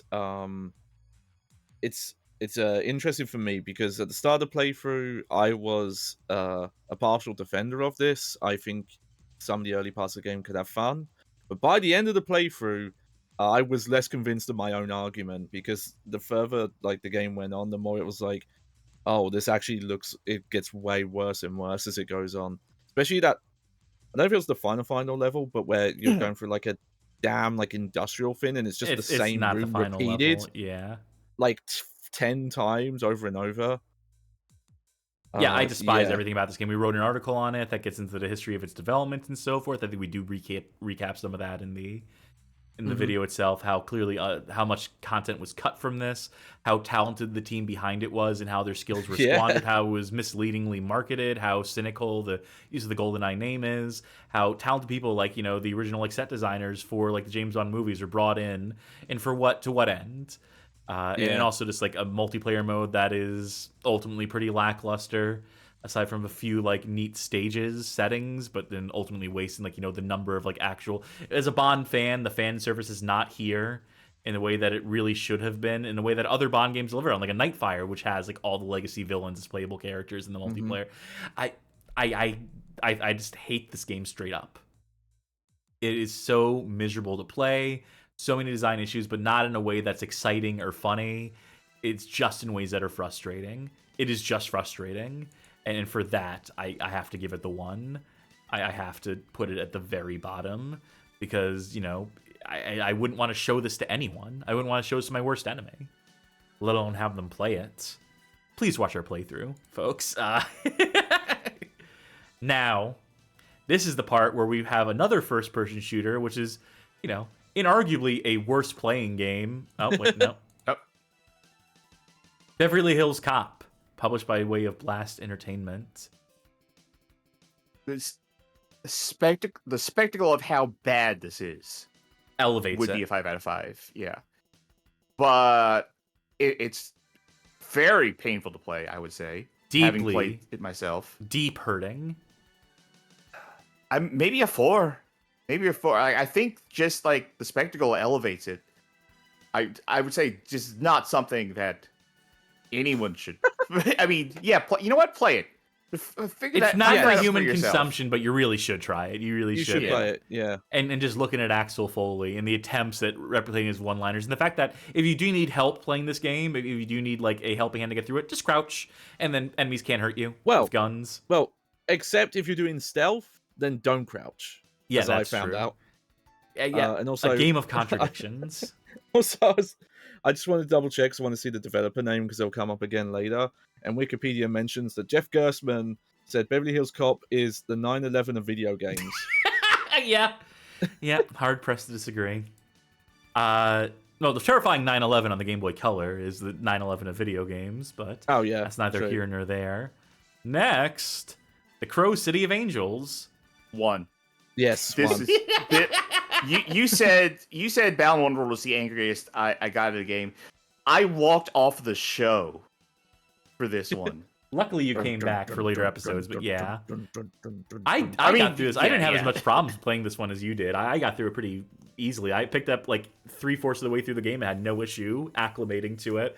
But that's not like a mark of like it being good. It was still like a fucking miserable game, and it's largely boring too. It's largely unexciting to look at and watch.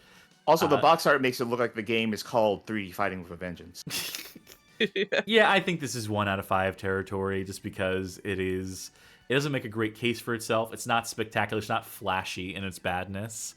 It's just, again, I hate using the same words over and over and over and over and over and over and over again over the course of a show, but slog. It's a fucking tedious slog. Speaking of 1 out of 5 territory, tedious slogs. Yeah, this one is a 1 out of 5 for me. Yeah, the Dreamcast hidden gem. I don't believe. People have said like you can play this to check it out. Like no, you don't. Yeah, no, I think people should play it to dispel that narrative. Yeah, play it to find out that you've been lied to when people said that the gem. Yeah, like yes, hidden gem. It has, it has some fun ideas, like in its attempts to do like a kind of cinematic story and some of the weird stuff with the shop systems and the weird theme of the base, but actually playing it the way the game's designed, or maybe better say not designed, like the flow of things. Also, actively made worse for the American market because they thought Americans liked worse games, but still not good in the original Japanese anyway. Mm-hmm. I know I would going love to see that Japanese version patched or translated because I want to see what the game's like with the original camera system. I know I'm going to blow your minds by doing this, but 5. I'm giving it the 2. I'm keeping it out of 1 out of 5 territory, even though I hate this game, despise it, think it's contemptuous in its design. It's one of those games. I think I may have said something to the effect of the developers of this game need to be lined up against the wall and shot, which is a Garfield reference, by the way, which is a line that Garfield says, which is why I said I don't actually feel that way about the developers. Even though they do make me fucking furious playing this game. There are some charm points to it. I don't think Dog's Bower is one of them. It was very quickly over whatever charm people find in him. You know what? Dog's Bower's move list is kind of charming though, like the sumo stuff. Yeah, I think there's just like some weird stuff this game does that I do kind of conceptually appreciate. Even if the execution makes me want to pull my fucking hair out. Yeah.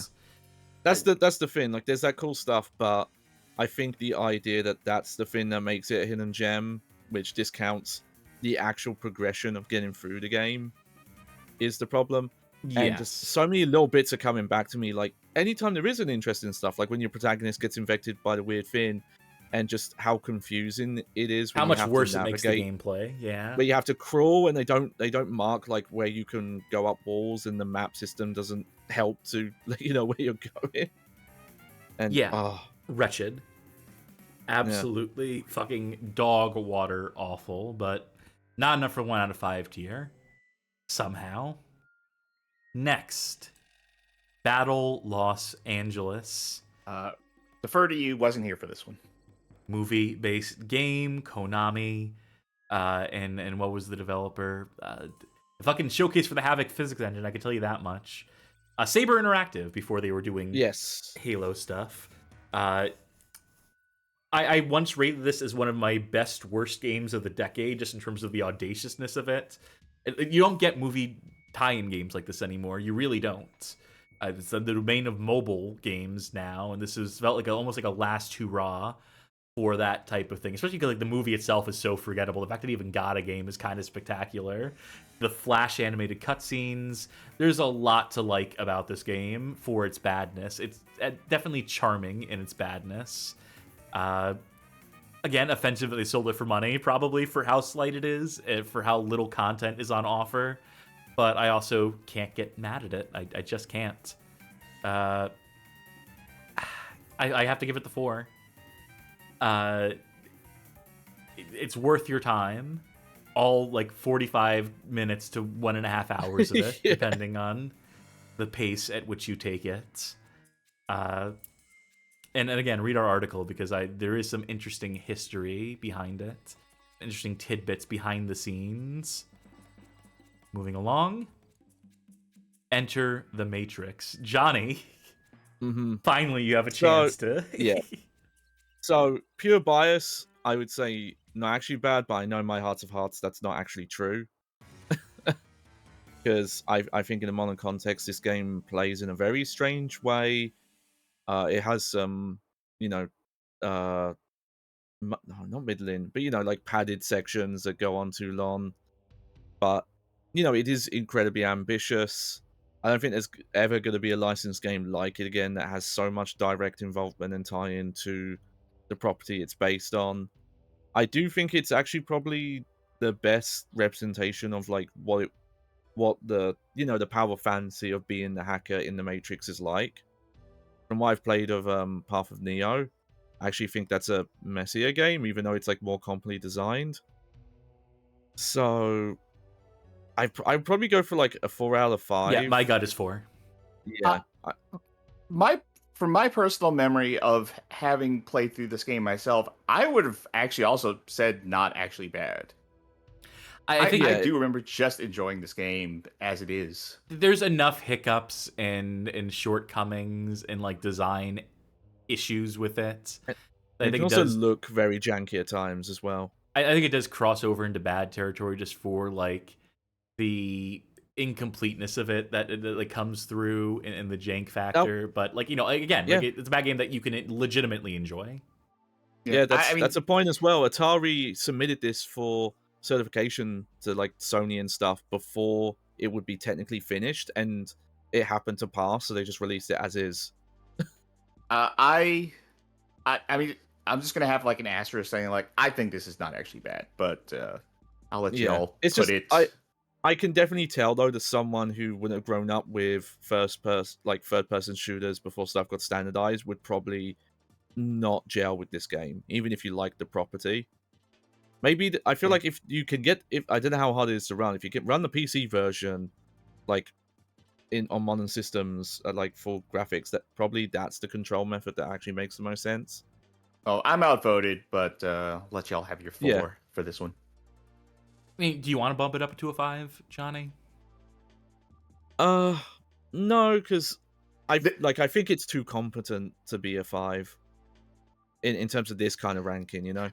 There's something coming up where we're gonna see the same thing, but I think a 4 is fine if it's not bad. That sounds weird, but Yeah. I'll come back to that later. For now, Vampire, the arcade game.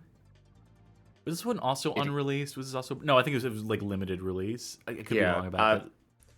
This exists. The ending where you bite a lady on the neck and you have to, like, you know, control Drax's head as he goes in for the bite is pretty funny.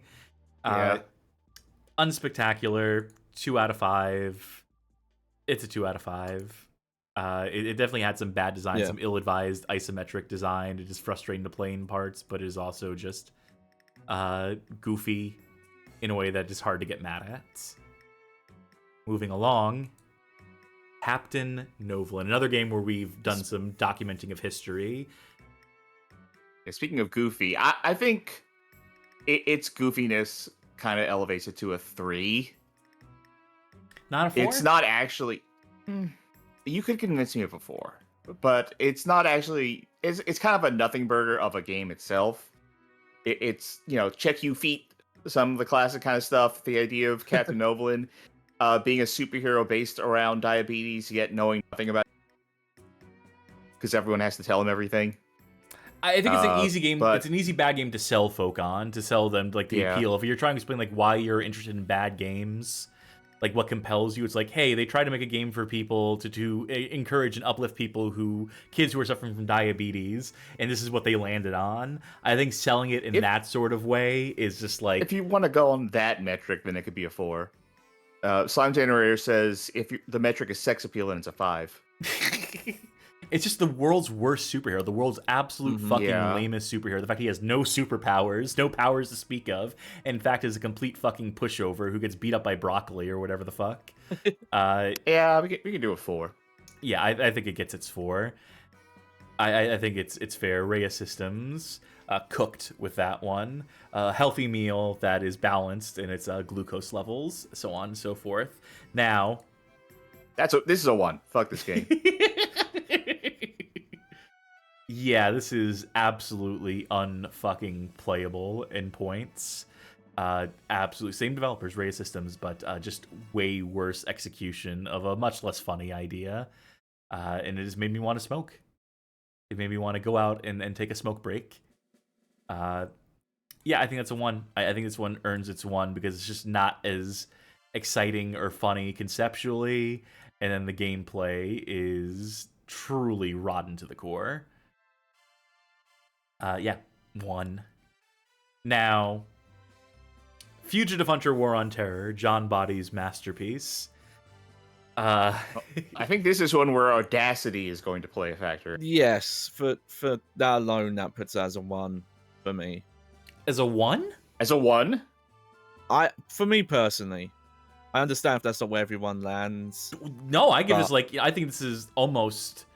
Like, the gameplay is actually pretty solid. The arcadey shooting is actually pretty fun in spots. It can be shitty with, like, the progression and the lack of signposting. Okay, yeah. But the core gameplay is, like, functional. The fighting game part sucks, obviously, but, like, the first-person shooting part is a sort of arcadey fun. The concept is, you know, obviously distasteful.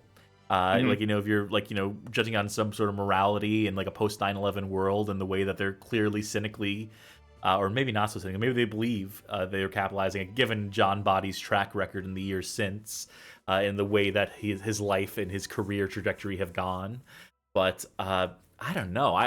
For me, this is like 4 out of 5. Yeah. Well, I admit, I've not really played the shooting. I feel like I had hands-on with some of the fighting game part, but I didn't really do the shooting part. So I'm not fist really fight Osama bin Laden. Yeah, that's the thing. Like absolute time capsule of how people lost their goddamn minds following 9/11. Yeah, okay, yeah, you've turned me on this. And it's infinitely better than like a quest for Saddam or what have you, which would have been like, you know, somewhat contemporaneous. By the way, this is the daily reminder. Fuck you, Jesse Petrilli, you fucking punk. Suck my dick and respond to my fucking Twitter replies, you dumb bitch. Because AOC certainly isn't replying to you, you fucking political hack. Anyway, Fugitive Hunter War on Terror. I want to give it a 4. Yeah. Which brings us to Unearthed Trail of Ibn Battuta. I would also give Uncharted this by way of Saudi Arabia. I would give this a light 4 or a strong 3. I think this game's got competency to it. It's not very good, but it's got competency. It is. I think it falls short of competent. I think any points I would give it are for the audaciousness of the premise of the concept, and for the lackluster execution of it being so spectacular. I didn't say it's competent. I said it has competency, which is to say there's some parts within it which are like, yeah, that's a video game. Yeah, especially when I factor in, like a team that wouldn't have had pretty much any experience doing this, and this being their first go to replicate. Uncharted are like very big productions, very polished, like maybe arguably overly developed games. So there's quite a bit of hubris to try and replicate that, and the fact that it even replicates it somewhat, I know it's late, but I'm moving us to the left. Sorry, just show note. You're thinking... At the time, I really appreciated the fact that it was shooting from the moon there. Like I said, light 4 or strong 3. So I could go with either of those. I think I'm going with the strong 3. I think it's harder to sell folk on why it is so funny in its ways. Like, it takes more explanation. It's not as bad on the surface as some other games on this list that are just more self-evident, I suppose. It's a finicky, fickle thing, trying to describe these bad games sometimes. Yeah. And it's also difficult to remember some of them sometimes. Here's Freedom Force for the NES. Oh, that game's cool. This game ruled, actually. This game is not actually bad. Yeah. This game is actually very good. It's actually a very good Zapper game. I did struggle to remember for a second until I remembered, like, oh, wait, this is the one with the airplane level for the start, and that level is fucking great, and this game is fucking great. With the cool-ass intro movie. Yeah. Doesn't belong in the bad tiers at all. That's just not actually bad. It's legit good. It might be the same for Haunted Museum. Oh, yeah, this game rules. Yeah, I'd not say actually bad. Yeah. Not actually bad. Another fun arcade light gun shooter with some very silly premise to it. Showed up schlocky in the best possible way. Yeah, again, impossible to get mad at that game. It's just a fun, good time with some fun physics to boot. Death Crimson Ox, staying on the light gun shooter tip. I A stripped down version of Death Crimson 2. Yeah, it's not, doesn't rise to the level of...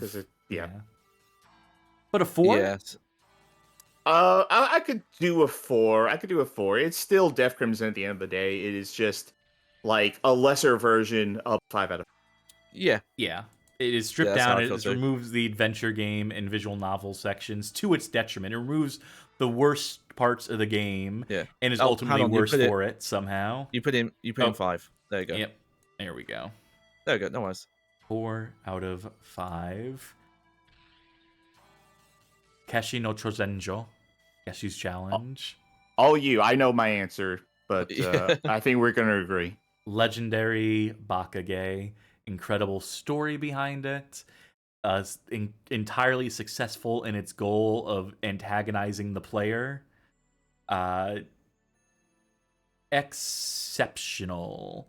5 out of 5. Even though it is almost unplayable in parts. I mean, it's just, people approach it the wrong way. If you treat it as like a proto-Yakuza type game in terms of like existing and inhabiting a world and doing fun stuff on the side for the purpose of just having fun and embodying a character, Salaryman Simulator that it is a fool's errand to try and complete it. But you can. There are hints. There are ways. Playing around with the microphone. I don't know. It's legendary. It can't be anything less than a 5. It is banner bad game. Moving along. Waka66 asks, is Blade on this list? Have you played Barbarian? Just mentioning nothing, just like a bunch of different games. Is this games we've completed? This is only games we've completed on stream. So we've got 25 of them left. And our next one is Batman Dark Tomorrow. Oof. Well, first of all, gameplay is a 1 out of 5. To play this is to suffer. To play this is pure torture. but its execution is bad enough that it is funny. I think it gets out of 1 out of 5 territory. If you put Balin as a 2, right? Yeah, Ultimately, if Balin gets a 2, then this gets a 2. Yeah. I think that's fair. Because yeah, Like the same reasons. torturous, but fascinating in the design decisions they landed on. Mm-hmm.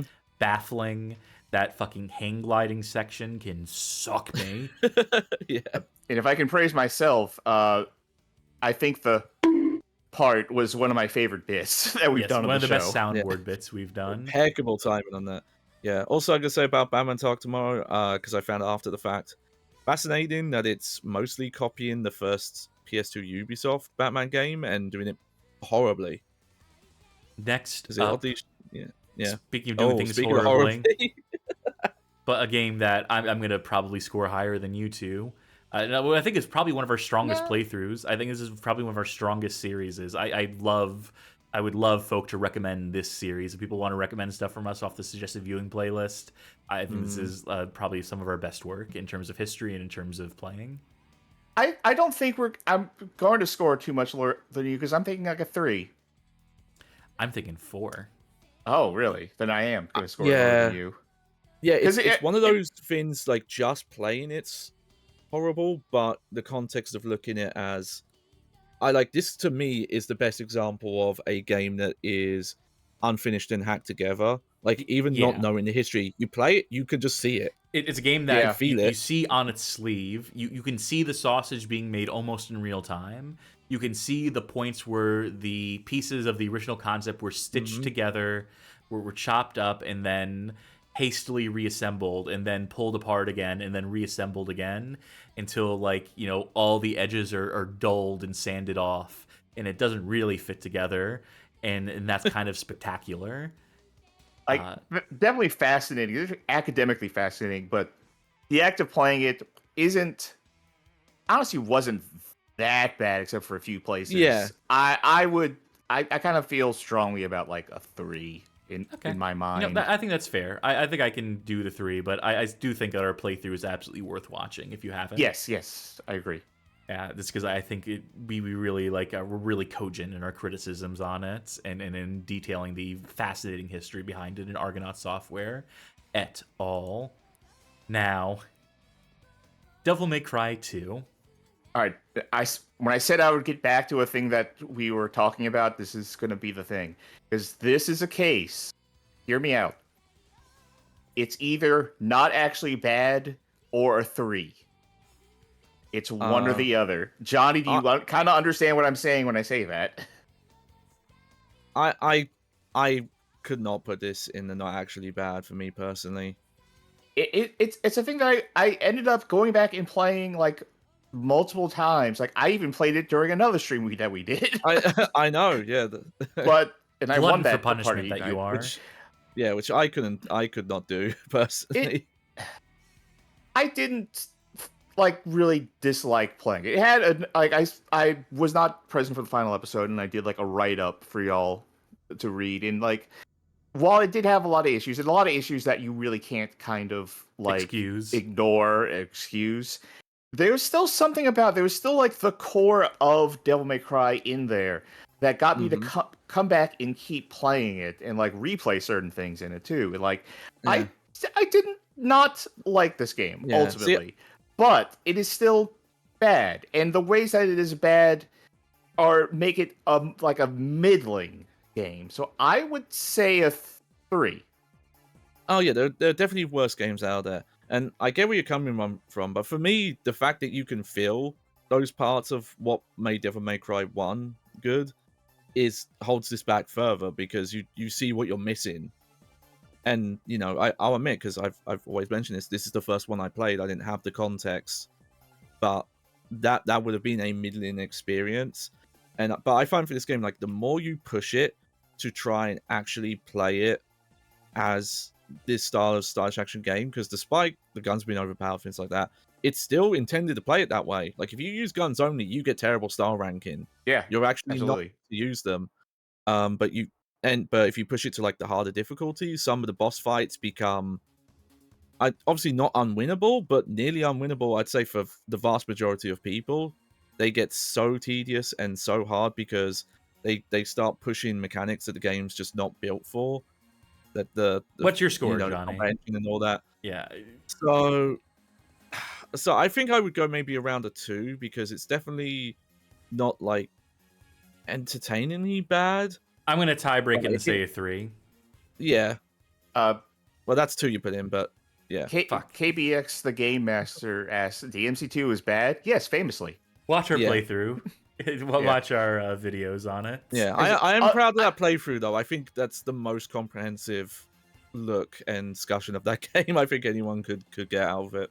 You know, like ultimately, I didn't hate it, but it's not a good game. It really isn't, and it's middling at best. I do challenge you to try some of those bosses on Dante Must Die sometime. So next, I don't do that on normal Devil May Cry games. Oh, I know, so- but it makes it in some let's cases go. the hardest DMC game. Let's move it along to Oh, the Great Waldo search. What the on fuck Sega was this Genesis. like I know I played through the whole thing and I remember it. Just what the fuck was this game? Despicable is what it is in terms of like what is on offer, what the content of the game is but you know, it's breezy. You can beat it in like 15 minutes, 10 minutes, maybe even 5 minutes. You beat it, Sharky. Yeah, we beat it multiple times in that stream. First of all, again, KPX Game Master says, also Cass, your site is awesome. Thank you. And we hope you like the streams too, since that's what we're doing now. It's audacious that man, this exists. It's wild. Yeah. It's so stupid that this idea was ever greenlit. And it's kind like, of despicable, sold for money, but for those reasons. The little minigame things that exist for no reason, like wasn't there like voice clips of someone going like, find the bald man or something like that? Or am I just making that up? Like this game was like a fever dream. I'm thinking 2. Sure, 2 is fine. It gets its way out of 1 by sheer audacity. Now, speaking of the audacious, the ambitious, the underrated Drake of the 99 Dragons. I know where Cass wants to put this. I would put this at a 4, personally. You know, I need to actually play this one, so I have to duck out this conversation. I've only seen it. I played bits of it. I would put it at a 4 just because it gets pretty frustrating. Yeah, the back end of the game when you're in like the other dimension can be legitimately frustrating, but this is a game that again we've written about, that I have very strong opinions about, that I am the president of the Drake of the 99 Dragons fan club. Mm-hmm. Play the PC version. The Xbox version, which we did finish on stream, is still like I still defend it in some ways, but the PC version is absolutely a lot more accessible and a lot easier to control. Or actually, it's harder to control because you have to use mouse aim rather than just allowing the auto aim to kick in. But it's more satisfying to control, I would say. And you know, the movement tech on that is potentially in this game that is yet to be exploited by speedrunners in a satisfactory capacity. So I think people are starting to wake up to it a little bit. I don't know, for me this is 5 out of 5 because Figured. I just think it is a game that is so misunderstood, that is so written off, and that there is fun to be had in it. There is, like, if in the right frame of mind, you can really get something out of this game, I think. And I just think the truth of it is that, like, by the back half, it just gets too frustrating for me to think of it as a 5 out of 5. Well, I'm contractually obligated to give it the 5, unfortunately, so I understand have to overrule. That you're the president of the Drake of 99 Dragons fan club, so... I'm not hands-on, but any of the platforming looks painful. Miserable, at least to watch. Yeah. But again, there's crazy movement tech in that game that, you know, theoretically you could master that platforming by mastering the control and the wall running and all that sort of stuff. But we have to move along because we're already over time, and we still have 20 games left. I've given up on considering what time it is at this point. Skyscraper. Not actually bad? I'm not going to say not actually bad. No, I can't either in good consciousness. I disliked the act of playing it, for sure. But, boy, this is an odd duck. I would give the points for that. Ambitious. Weirdly, structurally ambitious. absolutely fails in some of its intentionality, is frustrating in some of its progression and navigation. But The highest I could say was like a light 4. That would be my highest. I would go with the 4. Mm-hmm. I Yeah. think this one gets the 4 for me. And again, it's a playthrough that I'm really happy we did. That we followed also, up I think- on you playing the Games in a Hat segment and saw it through to completion. That is the first game I think that we've done for Games from a Hat that we Mhm. came back around to. But yeah, There will be- Atomic Planet, not their swan song, but it feels like it because it's like the last time they got to do something like that. Do something with some ambition behind it. Same developers Yeah. as Beverly Hills Cop. Mm-hmm. Seen earlier on this list. Made Man Confessions of the Family Blood. This game made me furious. You know, I ended up ducking out of this one, so I'll leave this to you two. 'cause Yeah. I got sick, I think, partway through this. Yeah. As a tale that often happens with these streams, like when you get to the end, it can really sour, like the back half of the game. But I do think there are parts of comedy or interesting ideas with the presentation. It's mostly in the early parts of the game where they're doing like interesting camera cuts in gameplay. Like there's the sniper in the helicopter, and you'll find them from their perspective. But it does go downhill quick. But so I put it either 2 or a 3, somewhere around there. So it depends where you're leaning on it. Fucking 1 for fun, because it was such a miserable, tedious experience past a certain point. But 2. Yeah, I go would, 2 then. I would go with 2 on this. It has a couple funny moments that are worth showing off, that are worth sharing, but ultimately, it's a hard sell to convince someone to sit through this Yes. game just to see Yes. those moments. Watch the playthrough. Mm-hmm. That's the best I can do for you. I put it in 2. I aimed correct. Yes, very good. Die Hard on But now NES. we already did Skyscraper. My inclination is to say not actually bad. This is genuinely Yeah. ambitious and genuinely Yeah. decently executed. But Yeah, I'd argue I as well, accept its reputation. I accept its inelegance in some regards that has relegated it to the bad game pile. But I know. I If think you're that's not a putting shame. it, if you're not putting it on not actually bad, I would put it at 4. yeah, no, I think that's fair. Yeah. It's not necessarily spectacular in some of the ways that you like a Death Crimson or our 5 out of 5ers up here are. But I think it's genuinely a pretty solid game that you can get genuine enjoyment out of, knowing how to approach it, understanding the structure, coming to terms with that. Yeah. And misunderstood as well, Yeah, I think. definitely With its misunderstood. reputation. I never wrote Yeah. about this for the site, but I did write about it for Hardcore Gaming 101. So you can find our article on that game in the DOS Die Hard game on there. Afterfall Insanity, another 10 out of 5 for the development history behind it. Yes. Definitely my favorite history section we've done. But Ooh. the actual game. I would say a 3. I actually don't think it was that bad. It's To sloppy play? as fuck. It is. It's not. It didn't feel actively horrible to play or anything like that. But it picks up a little bit in places with the plot sometimes. But it's ultimately it's middle of the road. I think it's a 3 in my mind. I think 3 is fair. I think there's some funny moments in it that elevate it for me, that make it worth showing off, that make it... Yeah. But again, I think a lot Story of it is especially, contextual. yeah. I think knowing the So- history behind it makes it that much easier to appreciate. Yep. Slime Generator says, "I'm so glad you all stumbled upon the history for this one." And remember, I did that entire Yeah. history section as in-depth as it went and as wild as some of the revelations are in a night. So there's probably more to that story yet to be discovered and documented, but I'm still pretty happy with the job I did on that one. Tomb Raider, the action adventure, the Duvda game. Well, better than the actual game. Yeah, by a country mile. Yeah. Where did we put that one?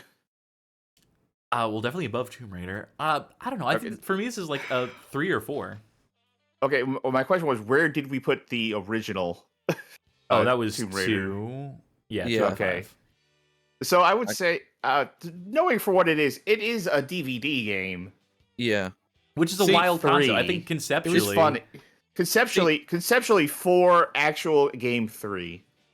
Yeah, see, the hear me out argument is because of the concept of taking a pretty awful cobbled together game and making it into this DVD experience. I might argue for it being higher, just as like as a must experience thing. Like, see, yeah, it's so wild that this Yeah. exists. I think it bumps it. yeah, Yep. Like I said, if conceptually, if you want to go that route, it's a 4. Okay, I'm happy with that. Countdown Vampires, which we will still revisit. I still promise to get the true ending in this game, but we did show off the first playthrough of this game on stream at the very least. That's good enough to qualify it here. Bizarre. Truly Bizarrely bizarre. designed. Frustrating in parts in terms of the progression. That absolutely hung me up a couple times. Hung me out to and dry. navigation, yeah. I would honestly, I would say like a light 3 or a strong 2, and I'm kind of leaning more towards 2. I'm leaning more towards Yeah, 3. too. There are aspects of it that I think are charming. Oh, okay. The more action-oriented angle, I think, has some merit. I think that the enemy types and the weird systems. There's so many weird systems, so many weird ass Yeah, like the layers, moon yeah. phase system and all that. that are so like unrealized in the fullness of their potentiality. But those are just like flavor. Those are charm. Those to me are things that you separate it from the pack that make it more than just the Resident Evil clone it was written off as. Because they were clearly trying to make it more than just a Resident Evil clone. And obviously they fell short in a few different regards. Oh yeah, But I still think it is one that is. I think there's a puzzle we did. Yeah, there was a puzzle we did where I don't think anyone's still figured out what the thought process, The logic of No, the solution. Slime did. Slime figured it out. I thought there was one we found the answer and no one quite got the logic. I know Slime did help, so shout outs to her. I'm putting in 3, right? Yeah, Sure. Yeah. yeah. It'll be fascinating to see what that New Game Plus playthrough adds. Guardians of the Hood. Whatever we put Pit Fighter at, the Pit Fighter Original, I would put it either in the same thing or one below. You wouldn't put it one. Oh. Because Pit Fighter Arcade we put in 2 out of 5. You know what? You're right. I've actually, the more I think about it, I would say 3 out of 5. If Yeah, we put it's Pit Fighter ridiculous. 1 and 2. It's Because, yeah, just how ridiculous it is. like like how tasteless it is in some ways. You can toss around homeless people as enemies. It's a game about gang fights, but it's like told with all the seriousness of like a fucking West Side Story. Yeah, Worse to play, but way more audacious and like awful. And the fact that like if you're playing with multiple people, you have to fight each other for the privilege Right. to not pay to continue playing. Yeah, Yeah. ludicrous in those weirdly, ways. I found it better to play. I don't know. Something. Oh, it's about it better to spoke play me. than But Pit Fighter, but Pit Fighter is really But bad to everything play, else, I'm saying agree with. Yeah. I think 3 out of 5 is where it belongs. How about Violent Storm from the same night? Not bad. Not Not actually bad. Not bad. Yeah, I think Banner that's again, right. yeah. I think the music is killer in that game. I'm gonna get you eventually. Everyone want to knock Gildo down, but I'll go straight to Sheena. Yeah, not actually bad. Now, can the same be said of Rap Boys? Light 2 at best. Yeah, 2 at best. In that point, Because it gets dull. The final boss is so bullshit. It's like it starts strong, but then you realize that you kind of saw all of it. what about that song Yeah. and dance number at the beginning of the game, though, where they do like the little dance on the title screen? Hmm. Yeah, little Maybe bits of track charm me. is only reason I could say Light 2. Yeah, and yeah, I said, arcade Pit Fighter's a button basher. B-Rap Boys even more so. Legitimately, at some points in that playthrough, I don't think I was really paying attention to what my character was doing because it didn't matter. Guntu Western Front, June 1944. I was talking about games that seemed like laser focused to my particular interest. This seems like yours. Yeah, this one I fell in love with. I was so immediately and irrevocably charmed by this game. It's a rail shooter, go figure. And it is jank as fuck, is poorly realized. It's almost on the level of a Death Crimson. It's a little more competent. It's a little more put together than an original Death Crimson, but not by much. It is like the PS1's answer to Death Crimson, almost, in the sense of the word. but I really enjoyed it. It's bad gameplay loop. It is a poorly designed rail shooter, but it's still a rail shooter and it's still fun in the way that a rail shooter is. Even with its like bullshit weapon heating meter mechanics and that one tank fight stage, which is just miserable. But I don't know. It's a charmer. For me, it's a 5. I personally lean more to 4. Yeah. Like for me, Yeah, it's I would a say 5, 4. But you both say Yeah. 4, then I'll put it at 4. Yeah. Also want to highlight the like 80s Top Gun-esque soundtrack. Oh yeah, banger soundtrack. Absolutely. KBX, the Game Master, says, "Now PSX's Death Crimson Masters Fight." We've played Masters Fighter. I get what you're getting at. Here's a Masters Fighter There's song also- for you. But guess what? Masters Fighter isn't a rail shooter. That's the point like- of comparison I was making there. Yeah. So. Anyway, Rogue Warrior. I almost want to say 5. I almost want to say 5 just for the goal of this game. Yeah. Yeah, and I the wouldn't- story behind it being taken away from Zombie Studios before they could realize their vision for it, and then being Black passed Razor. on to the most fly-by-night rookery in Rebellion Developments to phone this shit in. I think it's 5. Yeah. It's not good, but it's hard to get mad at. And it is funny on its surface. There's some banger lines in it. Really want to play that multiplayer mode, that half-assed multiplayer deathmatch mode. But that's going to take some doing. We will eventually get to that one of these days. Twin Caliber. I can't say not actually bad. No, I can't. I can't either, but I definitely loved it. Yeah. I did, but I can't. It was so frustrating in parts. I cannot give it a 5. You can't give it a 5. I can't give it a 5 because some of those bosses were so bad, and also the end of the game was like breaking down around us. Yeah. It is so I am laser curious targeted to- towards me and my love of guns akimbo, though. Yeah. I'm curious to try this out on real hardware just to see how much of that does persist on real hardware or not, because there was some emulation issues that did need to be fixed for this, which shouts to Suzuka for that patch to make that level playable. Thanks to Oh, our yeah, lovely absolutely. community. Discord.GSBGHOF. 4. We're going with a 4 for this. I would say 4. I did love it playing it. Great game. Check it out. But it is so difficult. It's such a hard game. A real fucking to ball play buster. that I can't. But hey, some people are into ball busting, aren't they? Yeah. Narc. Ooh. I don't know. This is either a 3 or. You know what? I'm thinking a 3. I was about to say a 3 or 4, and then like my mouth didn't want me to say 4. Yeah, reality came crashing back down. Very silly that this game was greenlit, approved, and that it's pro-drug in a sense. It is very funny direction to take it. And it's playable enough. You can play it. You can walk around that open world as small and slight and as unmarked as it is. Some of the side missions are, like quick hits that are a little fun. It's not good, but I got kind of like, I was wanting to play it. I was wanting to finish it when we started it and we're playing it, and then we would be between episodes. I would still be thinking about it a little bit and being like, man, I kind of wish I was playing Narc right now. I think that's good enough to get it at like a 3. Mm-hmm. Johnny. Yeah. Bouncer. The All you. Bouncer. This is another one where I can't decide if I would put this in the not actually bad or not. It was not the game that Squaresoft needed to put out at that moment in time. No. It was the right game at the wrong time, and with not enough content driving it, without not enough backing it. Yeah, so this... Yeah, I actually found a place to... because it does play fine, but you do have to play it the way... like, there's kind of... You have to dance to the game's tune. You can't kind of just improv or hop around the different characters. But it does have a lot of replay value, and it does mostly play fine. It's got all the goofy multiplayer stuff.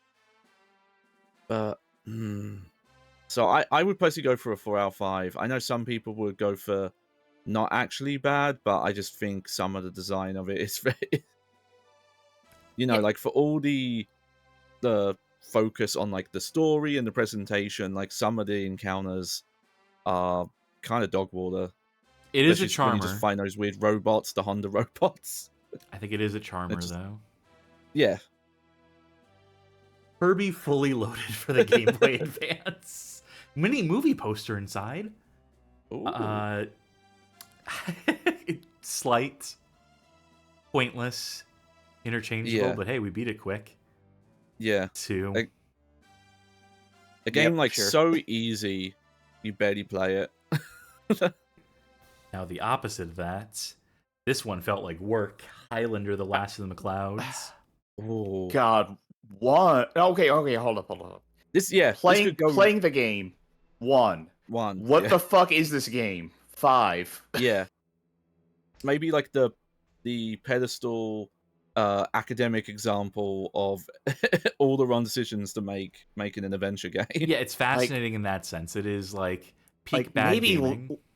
Maybe literally one of the worst games I have experienced. Yeah, no, this is bottom of the barrel. This is what bad games at their worst. Boring to play, like truly boring, insipid gameplay. Like, here's the question. Is it so bad that it triggers an underflow on our list and goes up to 5? It might. It is in danger. It is definitely in danger of doing that. I think it's a game you need to show people.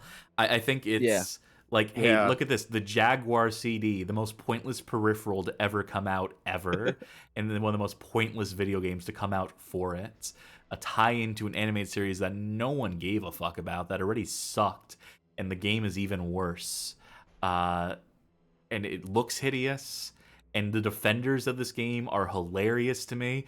It's not really that bad. It was actually kind of technically impressive, forgetting the fact that Alone in the Dark came out like 2 years earlier. Other games. The defenders of this game exist. That's impressive.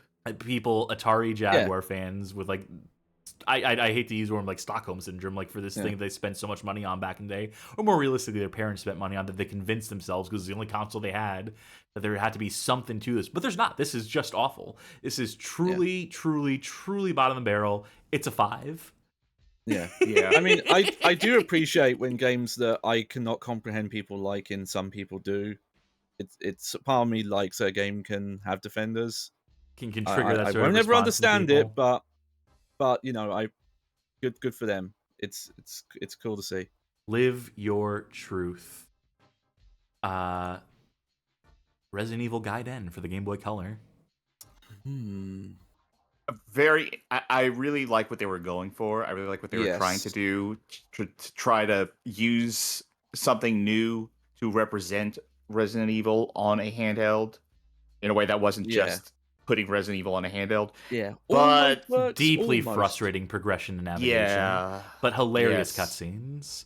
Barry Burden pointing a gun at a child's head as a bluff will live with me forever. Leon Scott Kennedy and his fucking smile at the end.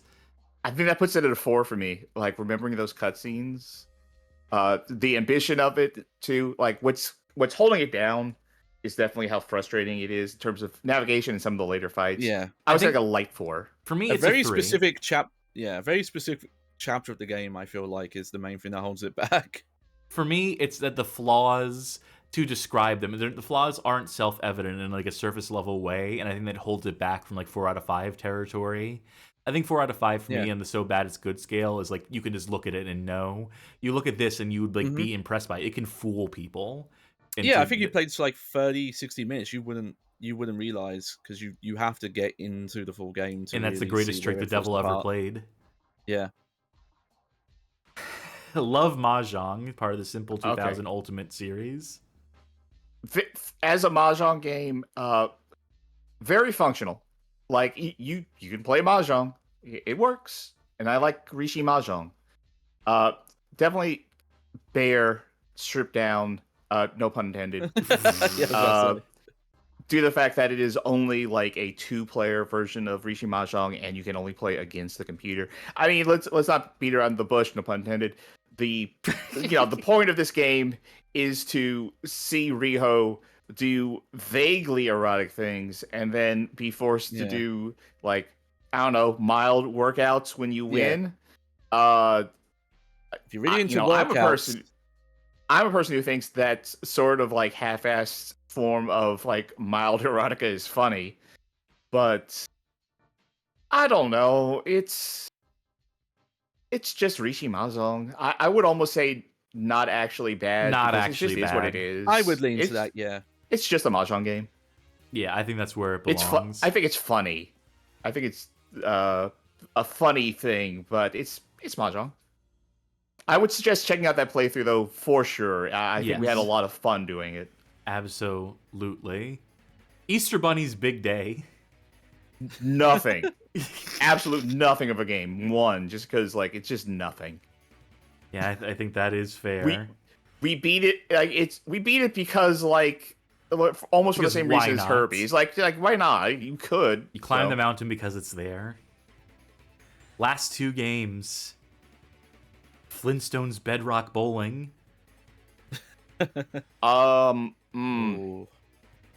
Well, it's 2. kind of funny. 2, yeah.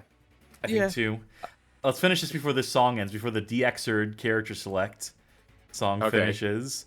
Well, then I'll leave the last one to you, because it's your article that you wrote. Dark Castle for the Sega Genesis. Last but not least. Fucking 3. Whoa. All right. Just to get the postscript in on it, since Like, zoink, Scoob, I'm in a dark castle. they did the best they could adapting a Mac game that would be controlled by mouse to the Sega Genesis. Very slight, but hey, so is life. I would recommend, before closing tier list, to take a screenshot of that so we can maybe post that in the Discord. Yep, I will do just that. Make sure we have that captured for perpetuity's sake. And so when we do this in the future, we don't have to redo all of that. Also hit the download button on Tiermaker itself, for whatever that's worth. Just to see what that looks like by comparison. Alright. Yippee! That was 118 games played so far on stream. More to come, obviously, as we continue this streaming. Played to completion. To completion, yes. It was over 1,200 games played on stream, just in total. So, best and worst of the night. Well, let's pull the list back up, and that'll tell us. I'm gonna say the 1 out of 5 tier was the worst. And I think the not bad tier was the... No, I think not bad was the best, technically. Yeah. Oh, no, good point. Yeah, I'm glad we did that, even if it went hideously over time. But hey, that's the Bad Game Hall of Fame promise, isn't it? That we go horribly over time, that we were very long-winded. How are you gonna like time code this for YouTube? I'm not even gonna fucking try, probably. Or maybe I'll do it per game. Maybe I'll have 118 separate No, just do show start, show end. All right.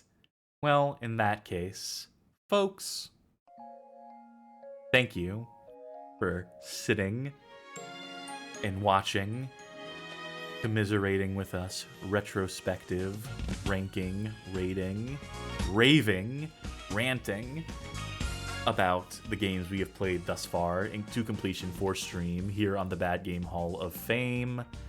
I feel pretty good about where things landed. We had a couple spirited debates. And I think it's good occasionally to look back on this stuff, to remember the things we've played, to have some sort of like measuring stick, something we use as point of reference for future as we continue to play games in full here on the show. And to sort of know where these things sort of land before we forget completely, which we already forgot for a few games, that we had to really struggle to remember what those games were. So better late than never, I guess.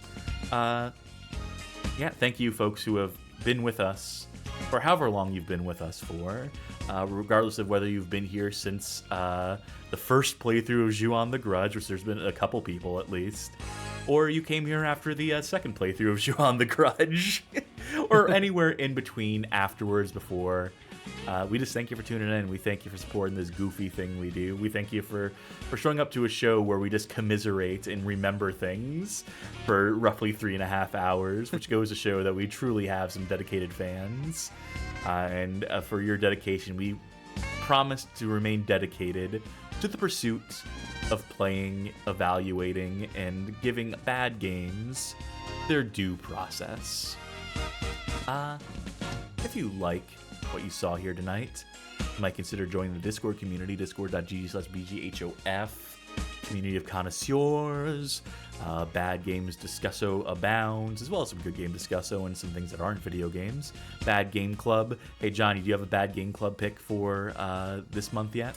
So what I'm going to do, I have a bag-headed friend of mine who's really into freedom, who suggested that the community to suggest something. So I'm going to give people till probably the end of the week, and then on Friday we'll look at the suggestions and pick one there. So if you have a game you want to sell as like, this is the one we should check out, then yeah, join the Discord, find the Bad Game Club channel, and let me know.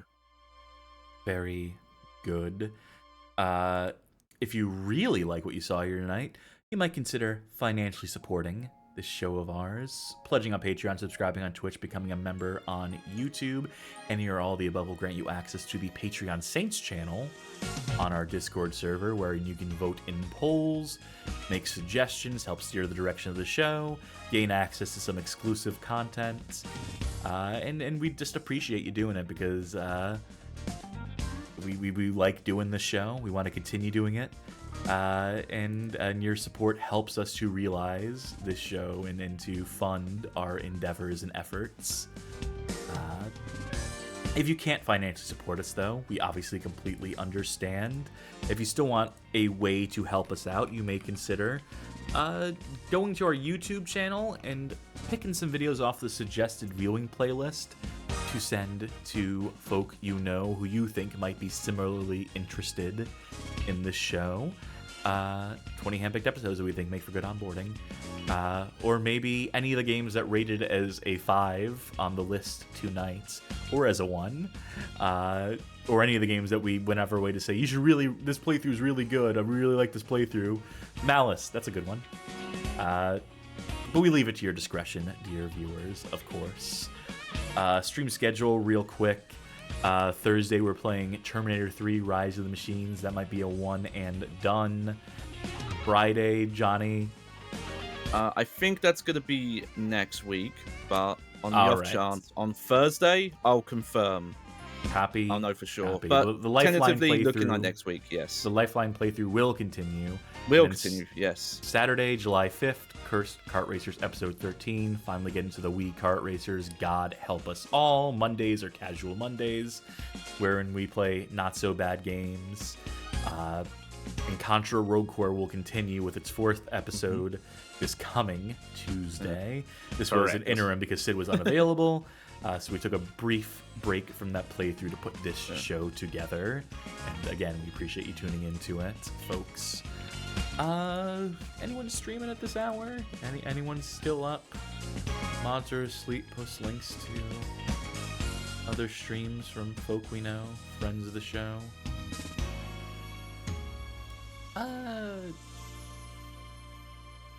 Let's send folk the way of one Level, who's been streaming even longer than we have. Nefarious Variety Retro Gaming. I like the word nefarious. A lot of promise in that word, so we'll see what that's all about. You'll see what that's about, dear viewers. I gotta go to bed before work tomorrow, so let them know, let Dot know that the Bad Game Hall of Fame sent you, so on and so forth. For the Bad Game Hall of Fame, I have been capitulating Cassidy. I've been not actually bad, Charky. And I've been B positive, Johnny Baghead. Very good. Thank you once more. Bye. Good night, everybody. Toodles.